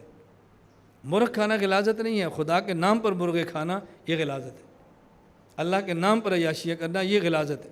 اللہ کا نام لیں اخلاص سے، اللہ اس کی برکت سے عطا فرما دے، خدا کی نعمت ہے، اور اللہ کا نام ہی مرغے کی وجہ سے لیں پھر مرغہ مل جائے، یہ غلاظت اور نجاست ہے۔ اللہ پاک سے ہم سب کو محفوظ رکھے۔ آپ خدا کا نام لینا شروع کریں، وَلَوْ أَنَّ مَقَامُ التَّوْرَاةَ وَالْإِنْجِيلَ لَأَكَلُوا مِنْ فَوْقِهِمْ، ایسی ہے۔ اللہ فرماتے ہیں اگر یہ لوگ تورات اور انجیل پر صحیح طرح عمل کرتے، اوپر اور نیچے سے رزق کے دروازے کھل جاتے، اور ہم شریعت پر عمل کریں تو دروازے رزق کے نہیں کھلیں گے، کیسی بات ہے؟ اللہ دیں گے، اتنا رزق دیں گے سنبھالنا مشکل ہو جاتا ہے، لیکن شرط عمل ہے، شرط عمل ہے۔ اللہ ہمیں توفیق عطا فرمائے۔ نمبر 2، سلسلۃ الجرس۔ سلسلۃ الجرس کا معنی گھنٹی کے بجنے کی آواز۔ حضرت حارث بن ہشام رضی اللہ عنہ فرماتے ہیں رسول اکرم صلی اللہ علیہ وسلم نے پوچھا کیف یاتیک الوحی، اللہ کے نبی آپ پر وحی آتی ہے، کیفیت کیا ہوتی ہے؟ فرمایا رسول اللہ صلی اللہ علیہ وسلم نے احیانا یاتینی مثل سلسلۃ الجرس، کبھی کبھی وحی ایسی آتی ہے کہ گھنٹی کی آواز جیسے بجتی ہے، یوں مجھے محسوس ہوتا ہے گھنٹی کی آواز ہے۔ وہ اشدہ علیہ، اور یہ مجھ پر سب سے سخت وحی ہوتی ہے۔ فیفصم عنی وقد وعیت عنہ، میں جب اس کو یاد کر لیتا ہوں تو آواز ختم ہو جاتی ہے۔ اور بعض روایات میں مکھیوں کے بن بھنانے کی آواز بھی ہے، شاید کہ مکھیاں اکٹھی گزرے نا، ایک آواز نکلتی ہے، وہ آواز پیدا ہوتی ہے، اور یہ سب سے سخت کیفیت ہوتی تھی۔ رسول اکرم صلی اللہ علیہ وسلم اونٹ پر بیٹھے ہوتے، اونٹ پر ہوتے، اونٹ بیٹھ جاتا، آپ صحابی کے سر میں گود میں سر رکھ کے لیٹے، وہی آنا شروع ہوئی، بس زید فرماتے ہیں مجھے یوں لگ جا کہ میرا ران ٹوٹ جائے گا۔ سخت سردی میں آپ کو وہی آتی تو آپ کی پیشانی پر پسینے آ جاتے، یہ وحی نبوت کا بوجھ اللہ کے نبی نے خود اٹھایا ہے اور امت کو بوجھ کے بغیر وحی عطا فرمائی۔ میں ایک بات کیا کرتا ہوں کہ قرآن کریم میں ہے لو انزلنا ھذا القرآن علی جبل لرأیتہ خاشعا متصدعا من خشیۃ اللہ، اگر ہم اس قرآن کو پہاڑ پہ اتارتے ٹکڑوں میں بکھر جاتا۔ اس پر سوال کیا ہے؟ 6 سال اور 8 سال کا بچہ قرآن اٹھاتا ہے، اس کو کچھ بھی نہیں ہوتا؟ اگر وہی اتنی ثقیل ہے کہ پہاڑ برداشت نہیں کرتا تو 8 سال کا بچہ کیوں برداشت کرتا ہے؟ اور اگر اتنی آسان ہے کہ 8 سال کا بچہ برداشت کرتا ہے تو پہاڑ کیوں نہیں برداشت کرتا؟ حکیم الاسلام قاری محمد طیب رحمہ اللہ بہت پیارا جواب دیا ہے، فرمایا سورج منیر ہے، چاند مستنیر ہے، سورج روشنی دیتا ہے، چاند لیتا ہے۔ جب سورج کی تپش براہ راست جسم پہ پڑے، جسم برداشت نہیں کرتا، اور سورج کی روشنی براہ راست آنکھ پر ہے، آنکھ برداشت نہیں کرتی، اور جب سورج کی تپش چاند پہ پڑے پھر چاند سے گزر کر آئے تو جسم کو راحت آتی ہے، اور جب سورج کی روشنی چاند پر پڑے اور چاند سے گزر کر آئے تو چاند کو دیکھنے میں مزہ آتا ہے۔ سورج کی تپش جلالی ہے، سورج جلال والا ہے، سورج کی روشنی جلالی ہے، سورج جلال والا ہے۔ سورج کی جلالی روشنی ضیاء اور سورج کی جلالی تپش حرارت یہ آنکھ اور جسم برداشت نہیں کر سکتے، اور چاند جمالی ہے۔ جب چاند کے جمال سے گزرتی ہے تو ضیاء نور بنتی ہے، حرارت برودت بنتی ہے، نور کو دیکھنے میں مزہ آتا ہے، ٹھنڈک کو سہنے کا مزہ آتا ہے۔ اللہ پاک جلالی ہے اور خدا کا کلام جلالی ہے۔ لو انزلنا ھذا القرآن علی جبل لرأیتہ خاشعا، اگر یہ جلالی کلام ڈائریکٹ پہاڑ پہ اترتا، پہاڑ ٹکڑوں میں بکھر جاتا، فإنہ نزل علی قلبک، اللہ اپنے جلالی کلام کو پہلے محمد کے جمالی سینے پر اتارتے ہیں، پھر جمالی ہونٹوں سے نکالتے ہیں۔ تو جس قرآن کو سہنے کی پہاڑ میں ہمت نہیں تھی، 8 سال کا بچہ سہ رہا ہے، یہ جمال محمد کی برکت ہے صلی اللہ علیہ وسلم، یہ جمال رسول کی برکت ہے۔ بات سمجھ آ گئی؟ مشقت آپ نے برداشت کی ہے، پھر جمال سے قرآن آگے دیا ہے اور امت نے اٹھا لیا ہے۔ میں بار بار کہتا ہوں پڑھو نہیں، آپ سیکھو۔ میں نے ابھی 27 رمضان کو جمال محمد پہ آیات پہ جب استدلال کیا نا، آپ یقین فرمائیں میں بتا نہیں سکتا، ایسے پنڈی میں وجد طاری ہو گیا۔ میں نے کہا میں دیوبندی ہوں، دیوبند سے سنو جمال محمد ہوتا کیا ہے۔ ہم نے جمال محمد بیان نہیں کیا، بیان کرنا سیکھا نہیں ہے، بیان کر نہیں سکے، تو لوگوں نے کہا ان کو سیرت بیان کرنی نہیں آتی۔ ہم سیرت معمول کے طرز پہ چلاتے ہیں، معمول پہ نہیں چاہتا، میں غیر معمول پہ چلتا ہوں، روٹین وائز خطابت نہیں کرتا۔ آپ ادھر آپ دیکھیں گے 10 محرم ہماری کوئی تاریخ نہیں ہے، 12 ربیع الاول کوئی جلسہ نہیں ہے، محرم کے کوئی جلسہ نہیں، سیرت کے نا ہم روٹین وائز بیان کریں گے۔ فلاں آ گیا تو سیزن ختم ہو گیا تو پوچھتے کوئی نہیں، مینڈک موسم کا بن کے بارش آ گئی تو ٹھانٹنا شروع ہوگی، بارش ختم ہو گئی تو پانی میں گھس میں، محرم ربیع رمضان آ گیا تو تاریخیں لگ گئیں، یہ ختم ہو گیا تو پوچھتا کوئی نہیں۔ آپ عقیدے پر کام کرو، پورا سال آپ کا سیزن ہے، پورا سال۔ آپ تصور بھی نہیں کر سکتے کہ کتنی لوگ آپ سے وقت مانگیں گے۔ آپ یہاں بیٹھیں گے نا، آپ دیکھیں گے، میں ڈائری دکھاؤں، آپ دیکھو کتنا وقت آئندہ سال کے لوگ مانگ رہے ہیں، میں کہتا ہوں میرے پاس وقت نہیں، میں سیزن کی خطابت نہیں کرتا، بالکل معمول کی بات کرتا ہوں۔ سمجھ آئی بات آپ کو؟ چلیں یار، تمثل ملک، فرشتہ کا انسانی شکل میں آ کر پیغام الہی دینا۔ صحیح بخاری فرمایا احیانا یتمثل لی الملک رجلا فیکلمنی فاعی ما یقول، رسول اللہ صلی اللہ علیہ وسلم نے حارث بن ہشام کو فرمایا کہ بس اوقات فرشتہ انسانی صورت کے اندر آتا ہے اور مجھے اللہ کا پیغام دے کے چلا جاتا ہے، اور جبریل آتے تھے جب انسانی شکل میں تو دحیہ قلبی کی شکل میں آتے۔ کیا مبارک وہ صحابی ہے جن کی شکل جبرائیل اختیار کرتا ہو، کتنے مبارک ہے۔ نمبر 4 نفس فی الروح، حضرت جبریل علیہ السلام رسول اللہ صلی اللہ علیہ وسلم کے قلب مبارک پر اللہ کا حکم، اللہ کا کلام بغیر الفاظ کے ڈال دیتے اور آپ کو محسوس ہوتا وحی آ گئی ہے۔ فرمایا ان جبرائیل علیہ السلام القی فی روحی ان احد منکم لم یخرج من الدنیا حتی یستکمل رزقہ المستدرک علی الصحیحین باب ان اللہ لا ینال فضلہ بمعصیتی۔ جبرائیل علیہ السلام آئے ہیں اور انہوں نے میرے دل میں یہ بات ڈالی ہے کہ جب تک انسان کا رزق مکمل نہیں ہوگا اللہ اس کو موت کبھی نہیں دیں گے۔ اگر ان 2 حدیثوں کو ملا لینا تو حدیث کی شرح کا لطف آتا ہے۔ ہمارے شیخ حکیم اختر رحمہ اللہ فرماتے تھے، اللہ کے نبی صلی اللہ علیہ وسلم فرماتے ہیں اللہ سے دعا مانگو، اللہم ارنا الحق حقا وارزقنا اتباعہ، اے اللہ مجھے حق کا حق ہونا دکھا دے اور اتباع حق کو میرا رزق بنا دے۔ وَأَرِنَا الْبَاطِلَ بَاطِلًا وَارْزُقْنَا اجْتِنَابَهُ، اجتناب باطل اللہ عطا فرما اور اجتناب باطل کو میرا رزق بنا دے۔ اور میں ایک حدیث یہ ملاؤ اور ایک یہ، لن یخرج من الدنیا حتی یستکمل رزقہ، جب اللہ اتباع حق کو رزق بنا دیں گے تو جب تک اتباع حق نہیں ہوگا موت نہیں آئے گی۔ اللہ اجتناب باطل کو رزق بنا دیں گے تو جب تک باطل سے بچیں گے نہیں موت نہیں آئے گی۔ کبھی وحی یوں بھی آتی۔ نمبر 5، فرشتہ کا اصلی شکل میں آنا۔ حضور اکرم صلی اللہ علیہ وسلم پر بس اوقات جبریل امین اصلی شکل میں آتے اور آپ پر وحی نازل ہو جاتی۔ اور یہ کب ہوا؟ ابن حجر عسقلانی رحمہ اللہ نے فتح الباری کتاب فضائل القرآن میں لکھا ہے، وَلَمْ يَرَ جِبْرَائِيلَ عَلَىٰ صُورَتِهِ الَّتِي خُلِقَ عَلَيْهَا إِلَّا مَرَّتَيْنِ كَمَا ثَبَتَ فِي الصَّحِيحَيْنِ، 2 مرتبہ نبی کریم صلی اللہ علیہ وسلم نے جبرائیل کو اصلی شکل کے اندر دیکھا ہے، مرتن منحبتا من السماء ومرتن عند سدرۃ المنتہا۔ نمبر 1 جب وہ آسمان سے نازل ہو رہے تھے، اور نمبر 2 سدرۃ المنتہا کے موقع پر حضور اکرم صلی اللہ علیہ وسلم نے جبریل امین کو دیکھا ہے۔ تو یہ نزول وحی کی صورتیں بیان کی ہیں، کیفیت بیان کی ہے کہ کس کیفیت سے وحی رسول اکرم صلی اللہ علیہ وسلم پر آیا کرتی تھی۔ اور چھٹی صورت، بلا واسطہ اللہ براہ راست اپنے پیغمبر سے بات فرمائیں، جیسے معراج کے موقع پر آپ نے براہ راست اپنے حبیب سے بات کی ہے۔ تو یہ 6 صورتیں ایسی ہیں جو نزول وحی کی کیفیت اور طریقوں کو بیان فرما رہی ہیں۔ اس کو پھر ذہن میں رکھ لیں۔ نمبر 1 رویا صادقہ، خوابوں کا آنا۔ نمبر 2 سلسلۃ الجرس، گھنٹی بجنے کی آواز، اور میں نے ساتھ وضاحت کی ہے مکھیوں کے بن بنانے کی آواز، اس کو بھی ساتھ ملا ہے۔ نمبر 3 تمثل ملک، فرشتے کا کسی انسان کی شکل میں آ کر آپ تک وحی کو پہنچانا۔ نمبر 5 فرشتے کا اصلی شکل میں آنا اور اللہ کے نبی پر وحی کو نازل کرنا۔ نمبر 4 نمبر 5 نفس فی الروع، اللہ کے نبی کے دل میں فرشتے کا بغیر شکل میں آئے خیال ڈالنا۔ نمبر 6 بلا واسطہ مکالمہ، اللہ بغیر کسی واسطے کے اپنے پیغمبر سے گفتگو فرمائیں۔ تو یہ 6 نزول وحی کی کیفیتیں ہیں۔ آگے دیکھیں،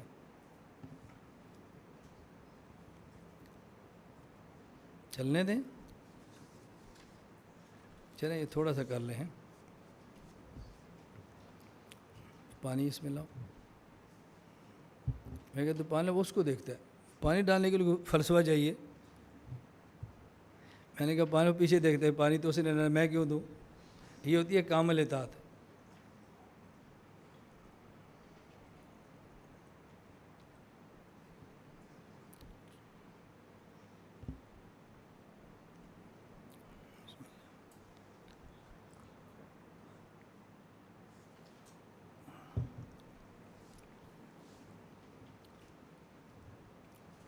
تیسری گفتگو یہ ذہن نشین فرمائیں، تاریخ نزول قرآن۔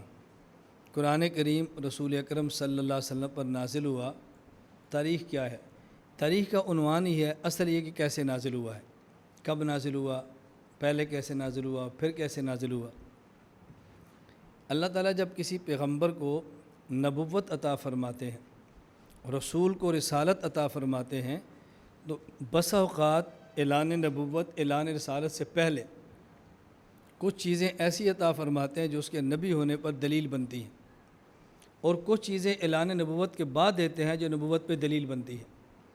تو جو چیزیں اعلان نبوت سے پہلے اللہ بطور دلیل کے عطا فرمائیں اسے ارہاس کہتے ہیں، ارہاس، اور جو چیزیں اعلان نبوت کے بعد بطور دلائل کے دیں اسے معجزات کہتے ہیں۔ حضور اکرم صلی اللہ علیہ وسلم کے ارہاس بھی ہیں اور نبی کریم صلی اللہ علیہ وسلم کے معجزات بھی ہیں۔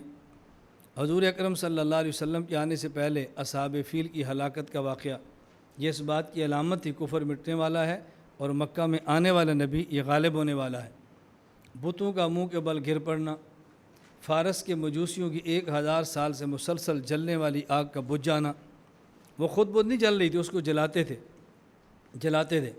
مجھے اس پر ایک واقعہ یاد آیا کہ میں بھی پرسوں کراچی میں تھا، تو ہم وہاں گھر میں بیٹھے تھے، ساتھی اور بھی ساتھ تھے، ایسے بدعت اور شرک پہ بات چل رہی تھی۔ ہمارے مفتی عظیم کے والد صاحب، میں اکثر جاتا ہوں تو ہماری علمی گفتگو ہلکی پھلکی ان سے بڑی پیار کی چلتی ہے۔ مجھے کہنے لگے کہ میرے ایک دوست میں اسلام آباد گیا تو مجھے کہتے ہیں امام بری چلیں، امام بری پر گئے تو اچھا، اسی طرح ایک اور دربار تھا جی وہاں چلیں، کہتے ہیں امام بری پہ گئے تو انہوں نے کہا یہ دربار ایسے اس پر آگ کبھی نہیں بجھی، لنگر چلتا ہے نا، آگ کبھی نہیں بجھی، ہر وقت جلتی ہے. تو کہتے میں نے کہا ابھی لکڑ نکال لو بجھ جائے گی. لکڑ ڈالتے رہو گے تو آگ کیسے بجھے گی؟ لکڑ نکالو پھر بتاؤ آگ بجھتی ہے کہ نہیں. تو یہ 1000 سال سے آگ جل رہی تھی نا، یہ لکڑ کے ساتھ جل رہی تھی. یہ نہیں تھا کہ آگ خدا تھی اور جلتی رہی، حضور کے آنے پر بجھ گئی. لکڑ جال رہے تھے اور جلائی جا رہی تھی. اب لکڑ بھی موجود ہے، آگ پھر بھی بجھی ہے. یہ ہمارے پیغمبر کا ارہاس ہے. لکڑ نکالیں اور پھر بجھے، یہ تو معمول ہے، روٹین ہے. اور روٹین وائز کی چیز کو معجزہ ارہاس نہیں کہتے. جب روٹین وائز سے ہٹ جائے تو پھر ارہاس اور معجزہ ہوتا ہے. کسریٰ کے محل میں زلزلہ آیا، 14 کنگرے ان کے گر گئے، 14 نسلیں ختم ہو گئیں. حضور اکرم صلی اللہ علیہ وسلم کی والدہ کے بدن سے ایک نور کا نکلنا جیسے بصرہ تک کے محل روشن ہو گئے. میں صرف عرض کر رہا ہوں کہ اعلان نبوت سے قبل جو پیغمبر کے نبوت پر دلائل ہیں انہیں ارہاس کہتے ہیں، اور اعلان نبوت کے بعد جو دلائل ہیں اسے معجزات کہتے ہیں. یہ بات ہم نے کیوں کی؟ ہم بتا رہے ہیں قرآن کریم ایک ایسا معجزہ ہے جو رسول اکرم صلی اللہ علیہ وسلم اعلان نبوت کے بعد ہے. اور ابھی جو معجزات قیامت تک بچیں گے ان میں سے اہم معجزہ قرآن کریم کا ہے. ایک معجزہ مفتی محمد شفیع صاحب رحمہ اللہ نے معرف القرآن میں نقل فرمایا ہے کہ یہ معجزہ بھی قیامت تک رہے گا، کہ جب حجاج حج کے لیے جاتے ہیں اور جو پتھر مارتے ہیں رمی جمار، اس میں جن کا حج قبول ہو جائے ان کی رمی خود بخود اٹھ جاتی ہے، اور جن کا حج قبول نہ ہو ان کی رمی ان کے پتھر وہیں پڑے رہتے ہیں. یہ قیامت تک ایسی ہوگا. اور ایک معجزہ قرآن کریم کا ہے، اس کے دلائل تو بے شمار ہیں. پھر کبھی اس پر بات ہوئی تو انشاءاللہ معجزے پر بات کر لیں. قرآن کریم میں 2 لفظ استعمال ہوتے ہیں، کبھی لفظ انزال اور کبھی لفظ تنزیل. انزل ینزل انزالاً، جب یک وقت چیز نازل ہو اسے انزال کہتے ہیں، اور جب تھوڑا تھوڑا نازل ہو تدریجاً اسے تنزیل کہتے ہیں، سٹیپ وائز، تدریجاً، آہستہ آہستہ. قرآن کریم میں اللہ رب العزت نے قرآن کے بارے میں دونوں لفظ استعمال فرمائے. نمبر 1، انا انزلناہ فی لیلۃ القدر، ہم نے قرآن کو اکٹھا لیلۃ القدر میں نازل فرمایا. یہ جو لیلۃ القدر میں اتارنا ہے یہ آسمان پر آنا اور رسول اکرم صلی اللہ علیہ وسلم کے سینہ مبارک پر اترنا نہیں ہے، بلکہ لوح محفوظ سے آسمان دنیا پر آنا ہے. وقرآنًا فرقناہ لتقرأ علی الناس علی مکث ونزلناہ تنزیلا، یہ ہے جو رسول اکرم صلی اللہ علیہ وسلم پر آسمان دنیا سے قلب مبارک پر نازل آیا ہے. اور اس کو سمجھنا بے حد ضروری ہے. ایک چھوٹی سی بات سمجھ لیں، قرآن کریم کے ساتھ اللہ نے حفاظت کا وعدہ کیا، قیامت تک محفوظ رہے گا. دلیل، انا نحن نزلنا الذکر و انا لہ لحافظون. اس پر اعتراض ہے کہ بھئی الذکر سے مراد اگر قرآن ہوگا تو یہ وعدہ قرآن کے لیے ہوگا. تو جس طرح قرآن اللہ کی طرف سے نصیحت ہے، تورات انجیل زبور یہ بھی نصیحت ہے. تو آپ نے کیسے ثابت کیا کہ اس سے مراد قرآن ہے، تورات انجیل زبور نہیں ہے؟ انا نحن نزلنا الذکر، جب اس ذکر سے مراد قرآن ہوگا تو پھر یہ دعویٰ قرآن کے لیے ہوگا.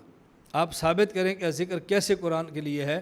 ذکر کا معنی نصیحت ہے جو تورات انجیل زبور سب کو شامل ہے. اب جواب سمجھیں، انا نحن نزلنا الذکر، اللہ نے لفظ نزلنا فرمایا، اور تورات انجیل اور زبور وہاں نزلنا نہیں تھا، وہاں انزلنا تھا. تورات انجیل زبور بیک وقت نازل ہوئی ہیں اور قرآن تھوڑا تھوڑا کر کے نازل ہوا ہے. تو نزلنا اس بات کی دلیل ہے کہ الذکر سے مراد قرآن کریم ہے، تورات انجیل زبور نہیں ہے. پھر ان کی طرف سے اعتراض آتا ہے کہ جس طرح نزلنا ہے انزلنا بھی ہے، انا انزلناہ فی لیلۃ القدر، تو آپ کا نزلنا کا دعویٰ تو ٹوٹ گیا. اس کا جواب یہ ہے کہ قرآن کریم کا نزول 2 مرتبہ ہے، لوح محفوظ سے آسمان دنیا اور آسمان دنیا سے رسول اللہ صلی اللہ علیہ وسلم کا سینہ مبارک. تو لوح محفوظ سے آسمان دنیا وہاں انزلنا یک بار ہے، اور آسمان دنیا سے رسول اکرم صلی اللہ علیہ وسلم کے سینہ مبارک پر یہ نزلنا ہے، یہ دوسری مرتبہ ہے. اس لیے انزلنا بھی ٹھیک ہے اور نزلنا بھی ٹھیک ہے. قرآن کریم کی آیات میں سے اور سب سے پہلے کون سی آیات نازل ہوئیں؟ سورہ علق کی ابتدائی آیات. اقرأ بسم ربک الذی خلق، خلق الانسان من علق، اقرأ وربک الاکرم الذی علم بالقلم، علم الانسان ما لم یعلم. یہ سب سے پہلے آیات. یہاں ایک بات سمجھ لیں، قرآن کریم الحمد سے لے کر والناس تک تراویح کے اندر جب حافظ پڑھیں تو پورا قرآن کریم جہراً پڑھنا چاہیے، جو مقتدی سنیں.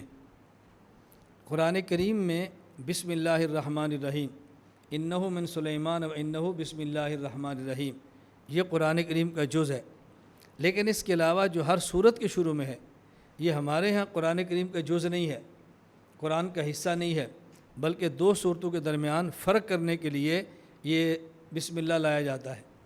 اور ویسے بسم اللہ شوافے کے ہاں سورۃ الفاتحہ کا جز ہے، ہمارے ہاں بسم اللہ سورۃ الفاتحہ کا جز نہیں ہے۔ بسم اللہ قرآن کریم کا لا علی تعیین جز ہے کہ ہم بسم اللہ کو قرآن کریم کا حصہ مانتے ہیں، لیکن فاتحہ کا جز نہیں مانتے۔ جب مانتے ہیں تو اس کو کہاں رکھیں، اس کو کب پڑھیں؟ شوافے کے لیے بہت آسان ہے، جب بھی فاتحہ پڑھیں گے شروع بسم اللہ جہراً پڑھ لیں گے کہ سورۃ الفاتحہ کا حصہ ہے، ان کو تراویح میں الجھن نہیں ہے۔ اور ہمارے حفاظ نے الحمد سے لے کر بالناس تک تراویح پڑھنی ہے اور ایک بار بسم اللہ جہراً پڑھنی ہے۔ وہ ایک بار بسم اللہ جہراً کہاں پڑھیں؟ اس کا سب سے بہترین موقع یہ سورۃ العلق کی ابتدائی آیات ہے، اقرأ بسم ربک الذی خلق۔ اس کی وجہ اس لیے کہ قرآن کریم کی سب سے پہلے نازل ہونے آیات یہ ہیں، تو جو سب سے پہلے آیات نازل ہوئی ہیں بسم اللہ اس کا جز بنا کے پڑھ دیں۔ بسم اللہ الرحمن الرحیم، اقرأ بسم ربک الذی خلق۔ حکیم الامت مجدد الملت مولانا اشرف علی تھانوی رحمہ اللہ کا ذوق یہی تھا، آپ کا اپنا ذوق ہے، میں خود بھی اسی طرح پڑھتا ہوں، اس لیے عرض کیا آپ یوں پڑھیں یا ایک مرتبہ بسم اللہ جہر ضرور پڑھ لیں۔ اور قرآن کریم کی سب سے آخری وحی کون سی ہے؟ واتقوا یوما ترجعون فیہ الی اللہ ثم توفی کل نفس ما کسبت وہم لا یظلمون، سورۃ البقرہ آیت نمبر 281۔ اس آیت کے نازل ہونے کے بعد رسول اکرم صلی اللہ علیہ وسلم کچھ راتیں زندہ رہے اور آپ کا انتقال ہو گیا، تو اقرأ بسم ربک الذی خلق یہ 5 آیتیں سب سے پہلے نازل ہوئیں، اور واتقوا یوما ترجعون فیہ الی اللہ یہ سب سے آخر میں نازل ہوئی۔ اور دیکھیں دونوں کے درمیان مناسبت کتنی زبردست ہے۔ اقرأ بسم ربک الذی خلق، جس آدمی نے بھی مسلمان ہونا ہے، کلمہ پڑھنا ہے، دین پہ عمل کرنا ہے، اور دین پہ عمل کرنے کے لیے دین کو پڑھنا چاہیے، تو آغاز ہو رہا ہے اقرأ، پڑھنا شروع کرو۔ اور جب انسان نے دنیا میں جانا ہے، موت آئے اللہ کے پاس جانا ہے، اور کوئی جگہ نہیں ہے، اور اللہ کے پاس بہتر طریقے سے وہی جائے گا جو گناہ سے بچے اور تقوی اختیار کرے۔ تو سب سے اخیر میں فرمایا واتقوا یوما ترجعون فیہ الی اللہ، واتقوا یوما ترجعون فیہ الی اللہ ثم توفی کل نفس ما کسبت وہم لا یظلمون۔ موت کی تیاری کرو، جس دن تم نے اللہ کے پاس پہنچنا اس کی تیاری کرو، تمہارے اوپر ظلم نہیں ہوگا، جو تم نے کیا ہے وہ تمہیں ملے گا، جو بویا ہے وہ کاٹو گے۔ فمن یعمل مثقال ذرۃ خیرا یرا ومن یعمل مثقال ذرۃ شرا یرا، چھوٹی سے چھوٹی خیر کی ہے وہ بھی ملے گی، چھوٹے سے چھوٹا گناہ ہے اس کی سزا بھی ہے، اللہ اپنے کرم سے معاف فرما دے تو ان کی مرضی۔ لا الہ الا اللہ، لا الہ الا اللہ، لا الہ الا اللہ۔